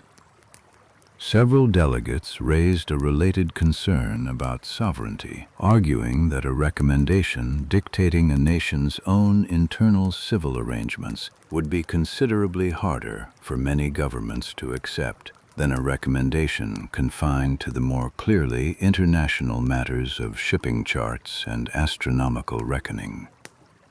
That objection prevailed, and the proposal to mandate worldwide standard time zones was never brought to a formal vote at all. For Fleming personally, this outcome represented an odd kind of partial victory. The mathematical framework he had spent a decade refining, the 24 equal zones anchored to a single meridian, had effectively become the unstated logical consequence of the conference's own decisions, even though the delegates had deliberately declined to enshrine that specific framework as a binding resolution of their own.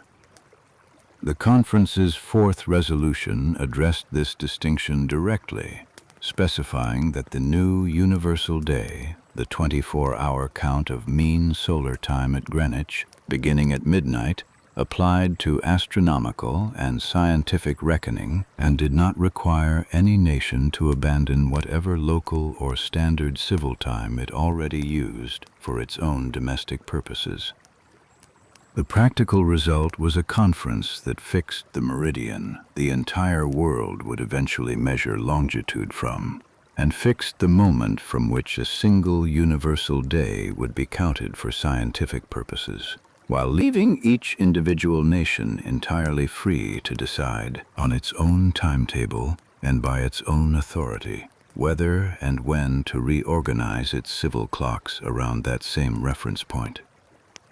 In total, the delegates adopted 7 resolutions before adjourning on the 22nd of October, 1884. Each resolution had passed through its own separate vote, its own round of proposed amendments, and in several cases its own extended debate over wording that might seem, from a distance, like a minor technical formality, but that carried real consequences for how astronomers, navigators, and eventually civil governments would apply the new standard in practice. One resolution, addressing how the new prime meridian would interact with existing national mapping conventions, required particular care in its drafting, since several delegations wanted assurance that adopting Greenwich for longitude purposes would not be read as requiring the immediate abandonment of every other national reference point still embedded in decades of existing surveys and property records. Delegates ultimately agreed on language that separated the new international standard, meant to govern relations between nations, from whatever internal conventions any individual government chose to retain for its own domestic surveying and record-keeping, a distinction that gave cautious delegations room to support the broader resolution without committing their own countries to an immediate, costly overhaul of records built up over generations.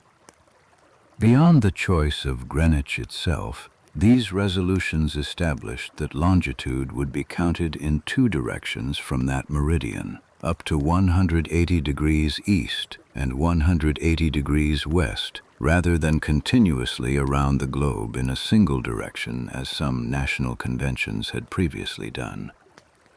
They fixed the universal day as beginning at Greenwich Mean Midnight, running through a full 24 hours rather than the 12-hour, twice-daily count still common in civil life.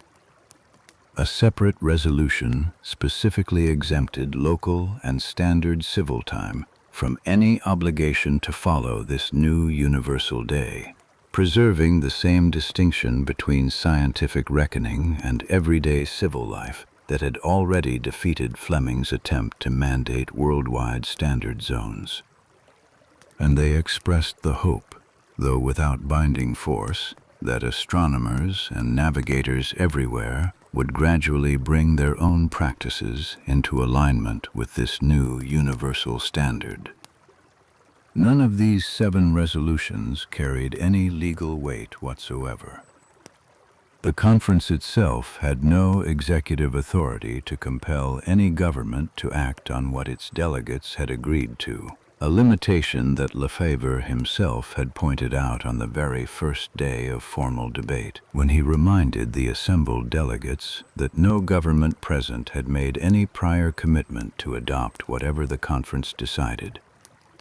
This was, in a sense, the same limitation that had shaped every earlier chapter of this story. The Great Western Railway's private 1840 instruction had never bound anyone beyond its own line. The Railway Clearinghouse's 1847 decree had carried only the weight of industry consensus, and Allen's own 4 zones had rested on nothing more than a private association's internal agreement until Congress finally intervened decades later.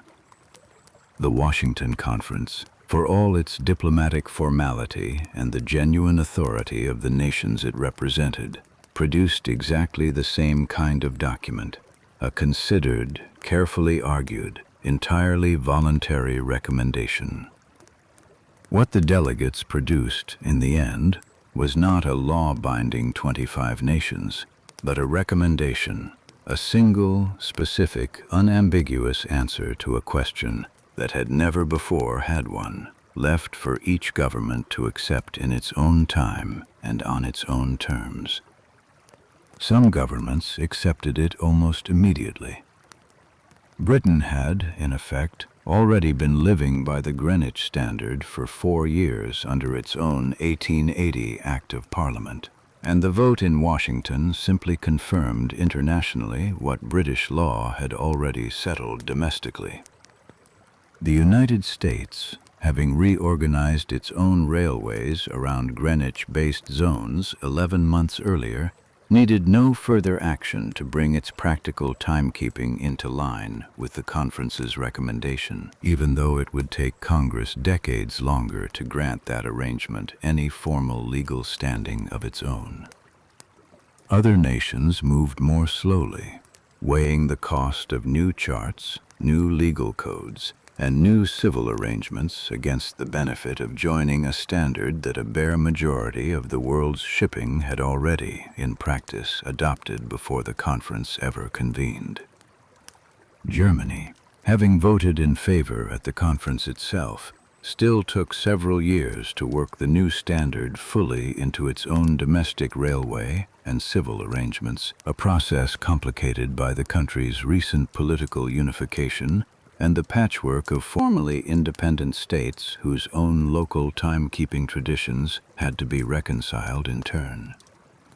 Japan, though not among the 25 nations represented at the Washington Conference, was already watching these developments closely from a considerable distance, weighing its own rapid industrial modernization against the practical advantages a Greenwich-based standard might offer for a nation increasingly engaged in international shipping and telegraphy. For the conference's American stenographers, tasked with producing a full transcript of 3 weeks of technical and diplomatic argument, Conducted partly in English and partly in French, the closing session on the 22nd of October marked the end of an unusually demanding assignment, one whose final printed proceedings would go on to serve historians and legal scholars for well over a century afterward as the definitive record of exactly what had and had not been decided in that room. And one delegation, having abstained rather than voted against, carried its objection home with it, unresolved, to a government that was in no hurry to concede the point its own delegates had just failed to win in Washington.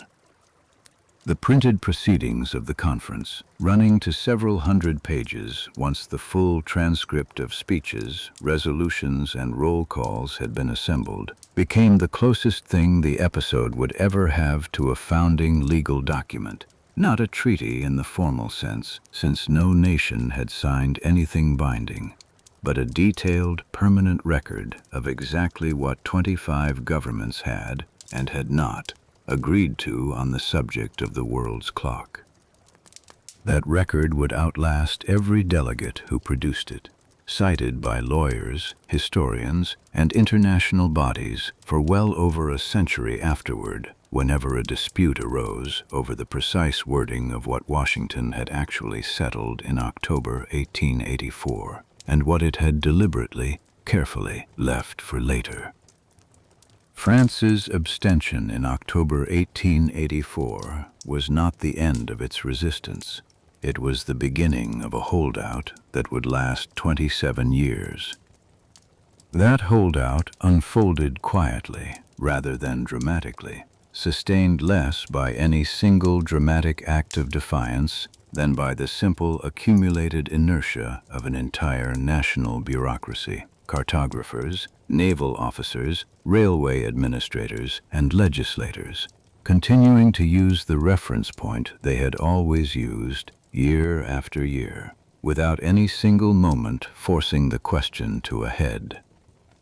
Throughout the final decades of the 19th century, French maps, French nautical charts, and French civil law continued to measure both longitude and time from the meridian of the Paris observatory, exactly as they had before the Washington Conference had ever convened. The practical cost of this position grew heavier with each passing year, as more of the world's shipping, telegraphy, and eventually radio time signals organized themselves around the Greenwich standard that most of France's trading partners had already adopted. French cartographers continued producing new charts on the Paris meridian well into the 1890s, a costly ongoing commitment that made the eventual abandonment of that tradition, whenever it finally came, considerably more expensive than it would have been had France simply joined the majority at the conference itself in 1884. Domestic critics within France occasionally pointed to this growing cost as an argument for reconsidering the government's position, though the political weight attached to the question, tied as it was to a broader sense of French scientific and national prestige, made any quick reversal politically difficult for successive French governments to contemplate. French shipping companies operating international routes increasingly found themselves maintaining two parallel sets of charts and schedules, one reckoned in the Paris tradition for domestic and legal purposes, and a second, informal but practically necessary conversion to Greenwich for any voyage or transaction involving a foreign port. The resolution, when it finally came, was less a capitulation than a carefully worded compromise. On the 9th of March, 1911, the French government passed a law formally aligning French legal time with the Greenwich Standard, but the text of that law never once used the word Greenwich. Instead, it defined French legal time as Paris Mean Time, retarded by 9 minutes and 21 seconds, the exact interval separating the two meridians, expressed as a correction to Paris's own clock rather than as an adoption of a foreign one. The distinction was almost entirely symbolic, since 9 minutes and 21 seconds behind Paris time and Greenwich Mean Time were in practice the identical hour. It allowed the French government to align its clocks with the rest of the world, while never conceding, in the language of its own law, that London's observatory had won an argument France's delegates had spent 3 weeks in Washington trying to prevent. A French legislator debating the 1911 measure in the Chamber of Deputies could vote for practical alignment with the rest of Europe's shipping and telegraph networks, while still, technically, voting for an adjustment to Paris time rather than for the meridian France's own delegates had refused to endorse in 1884.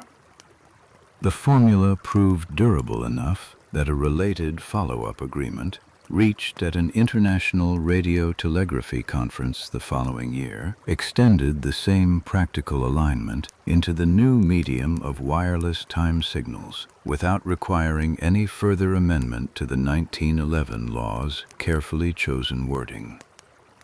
France's 27-year holdout was the most visible instance of a wider pattern that played out in smaller and larger ways across dozens of countries in the decades following the Washington Conference. Because the conference itself had explicitly declined to mandate worldwide standard time zones, each nation was left to adopt Fleming's 24-zone concept, if it chose to adopt it at all, entirely on its own initiative and its own schedule. Japan organized its civil time around the 135th meridian east of Greenwich in 1888, 4 years after the conference and independent of any binding requirement to do so. The decision formed part of a much broader wave of institutional modernization already underway in Japan during this period,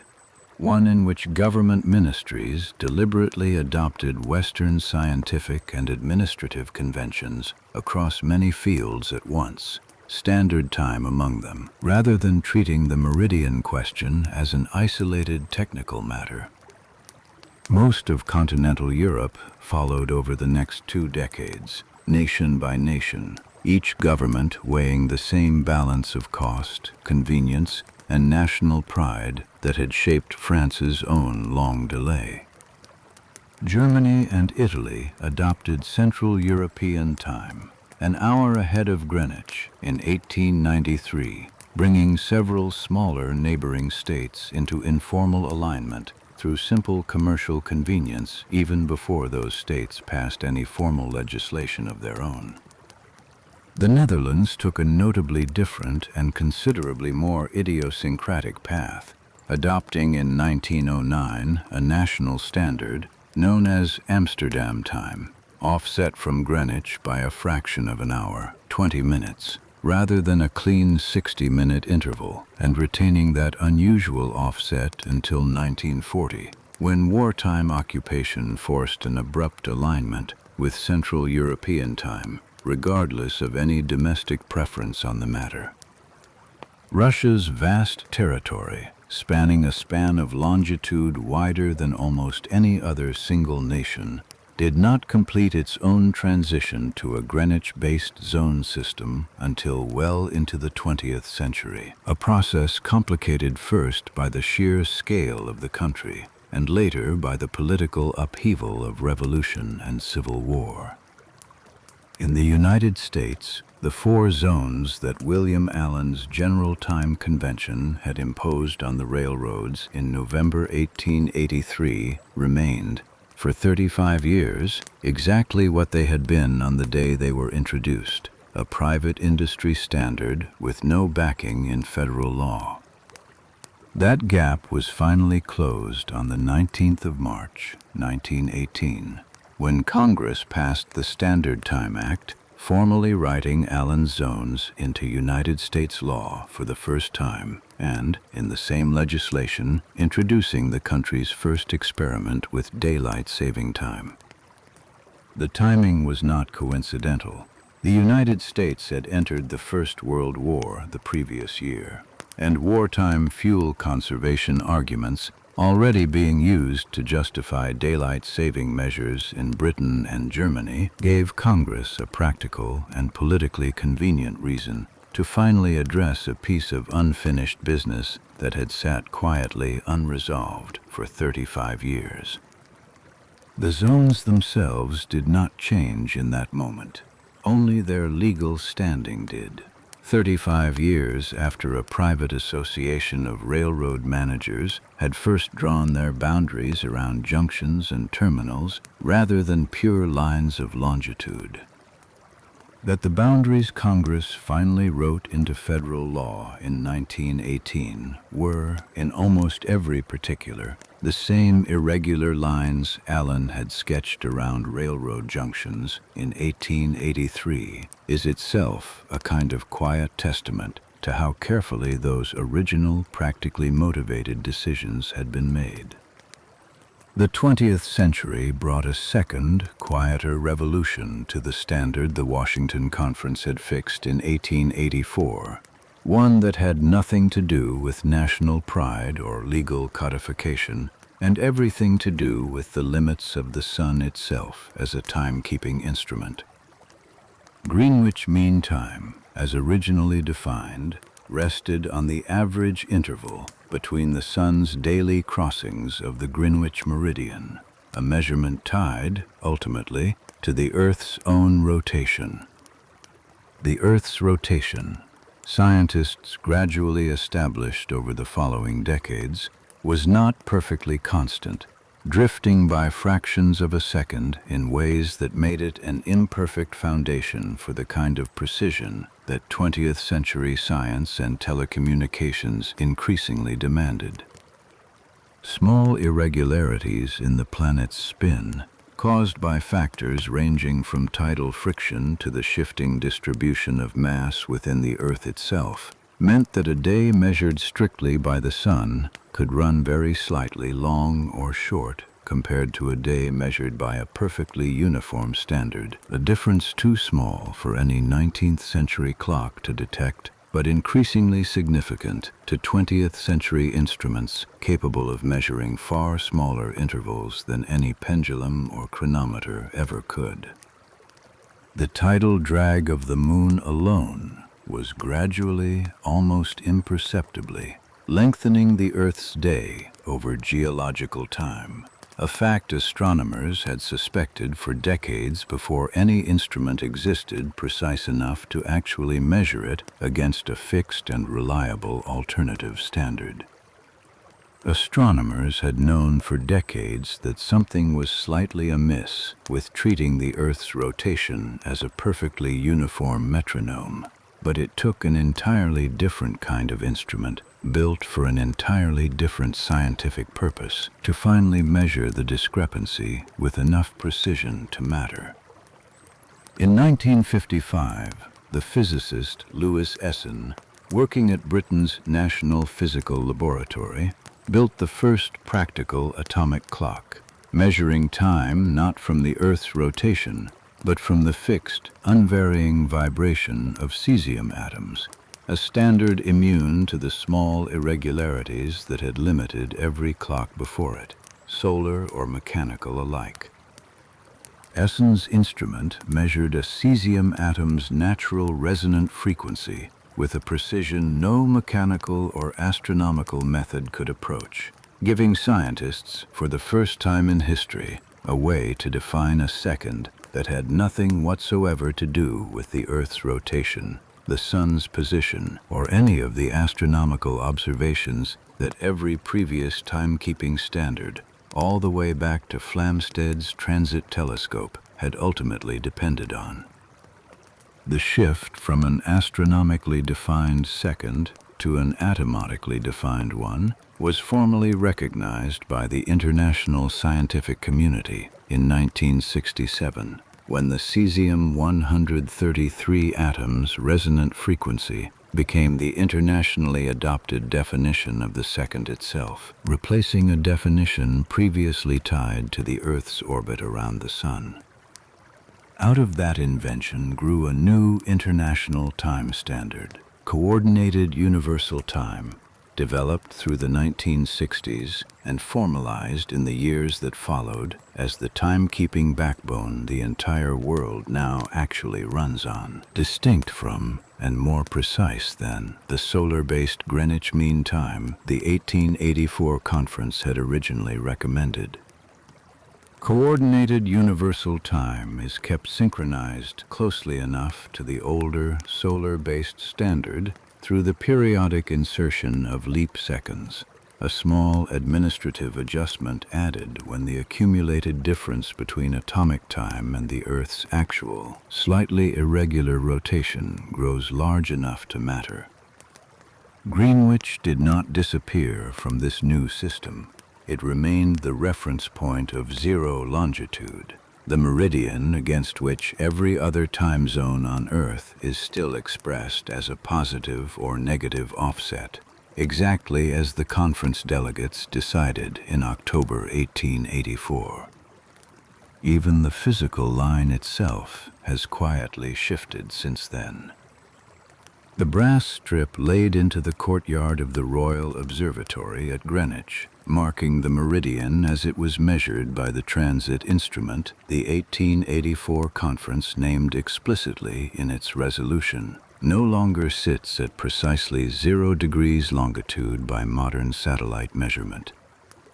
Because of small differences between 19th century astronomical surveying and the geodetic reference frames used by today's satellite positioning systems, the meridian used by GPS receivers worldwide runs about 102 meters east of that original brass line, a gap invisible to the eye but measurable to the centimeter by any modern navigation device. The discrepancy arises largely from a subtle 19th century measurement issue involving the deflection of the vertical, a small but real effect in which the local direction of gravity used by Flamsteed's successors to align their transit instrument differed slightly from the direction a purely geometric calculation of the Earth's shape would have indicated.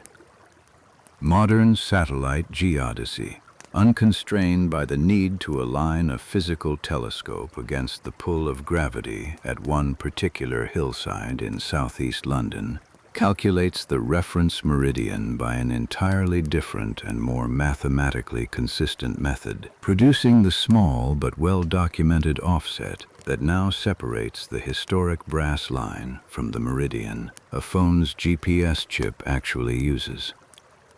A visitor standing on the historic line today, 1 foot in the eastern hemisphere and 1 in the western by the observatory's own marker, is standing, according to a satellite overhead, entirely within the eastern hemisphere already. The meridian moved without anyone deciding it should, in the same quiet, incremental way that so much of this story has unfolded. Not through a single dramatic decision, but through the accumulated weight of better instruments, better measurements, and better questions asked of an old answer. What has not moved in any of this is the basic architecture the delegates built in Washington in October 1884.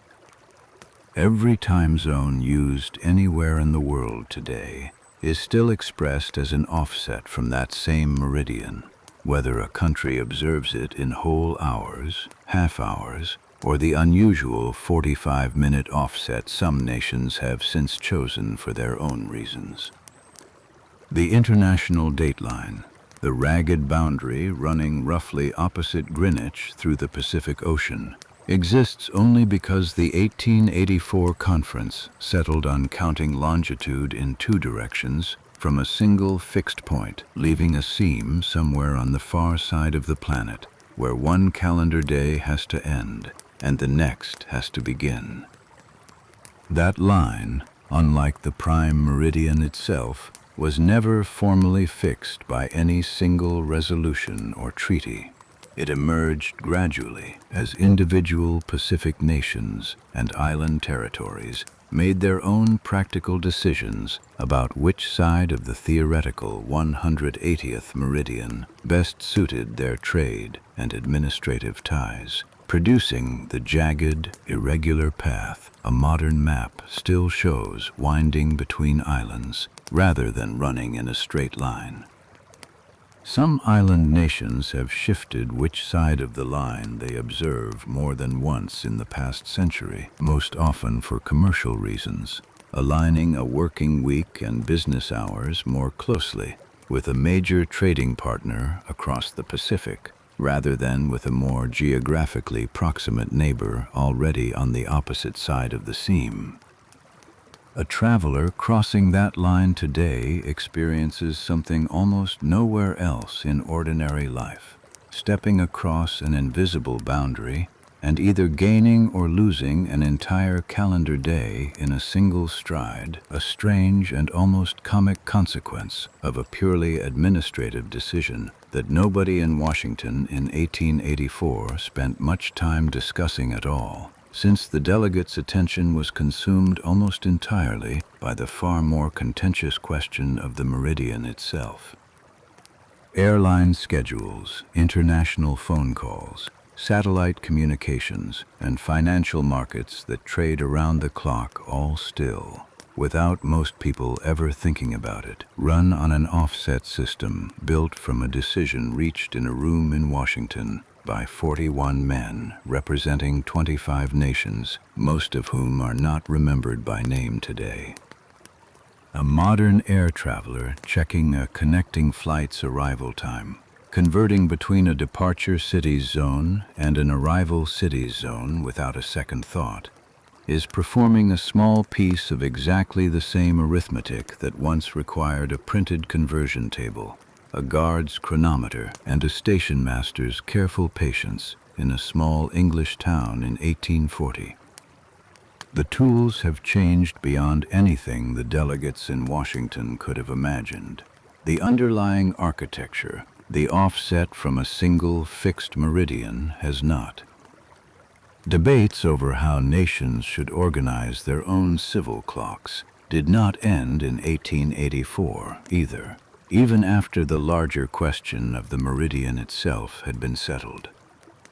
20th century arguments over daylight saving time, adopted and abandoned repeatedly by various governments for reasons ranging from wartime fuel conservation to more recent debates over public health and road safety, are in a real sense a continuation of the same underlying tension the conference deliberately declined to resolve. The meridian is fixed, but exactly how any given nation chooses to align its daily civil rhythm against that fixed point remains, just as the delegates decided in 1884 each government's own decision to make.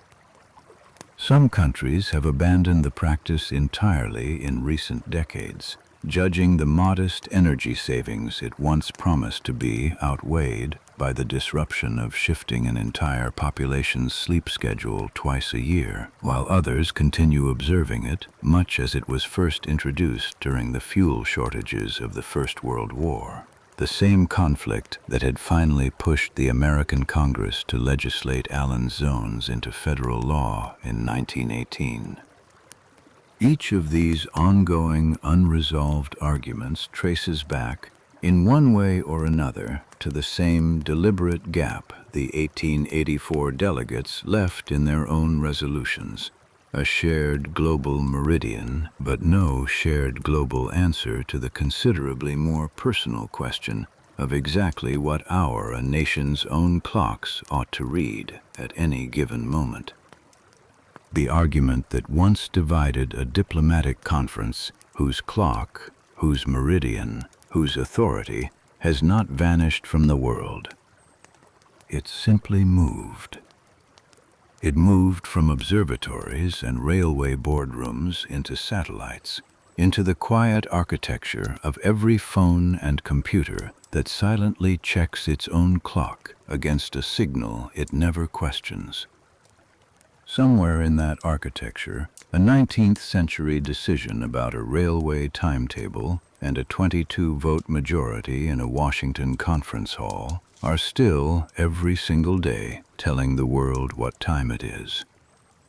None of the 41 delegates who sat in that diplomatic hall in October 1884 lived to see the cesium clock, the satellite receiver, or the smartphone that would eventually inherit their decision and carry it forward without ever asking permission. None of them could have known that the brass line they named so precisely in their own resolution would, within a century and a half, drift by the width of a city block, according to instruments none of their own century's science could have built. What they left behind was not a finished system, closed and complete, but a starting point, a single agreed-upon zero, from which every later refinement, correction, and disagreement about the world's clock has had somewhere fixed to measure itself against.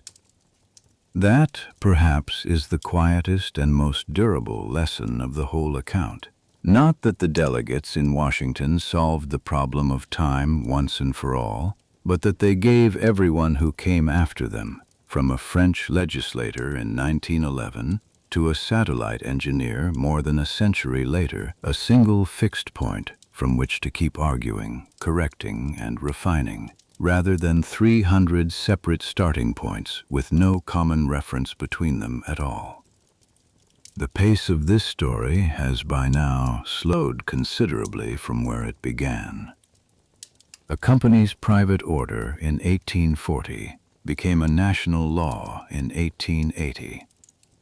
A private railroad convention's decision in 1883 became an international recommendation in 1884, and that recommendation became a French law in 1911 and an American law in 1918.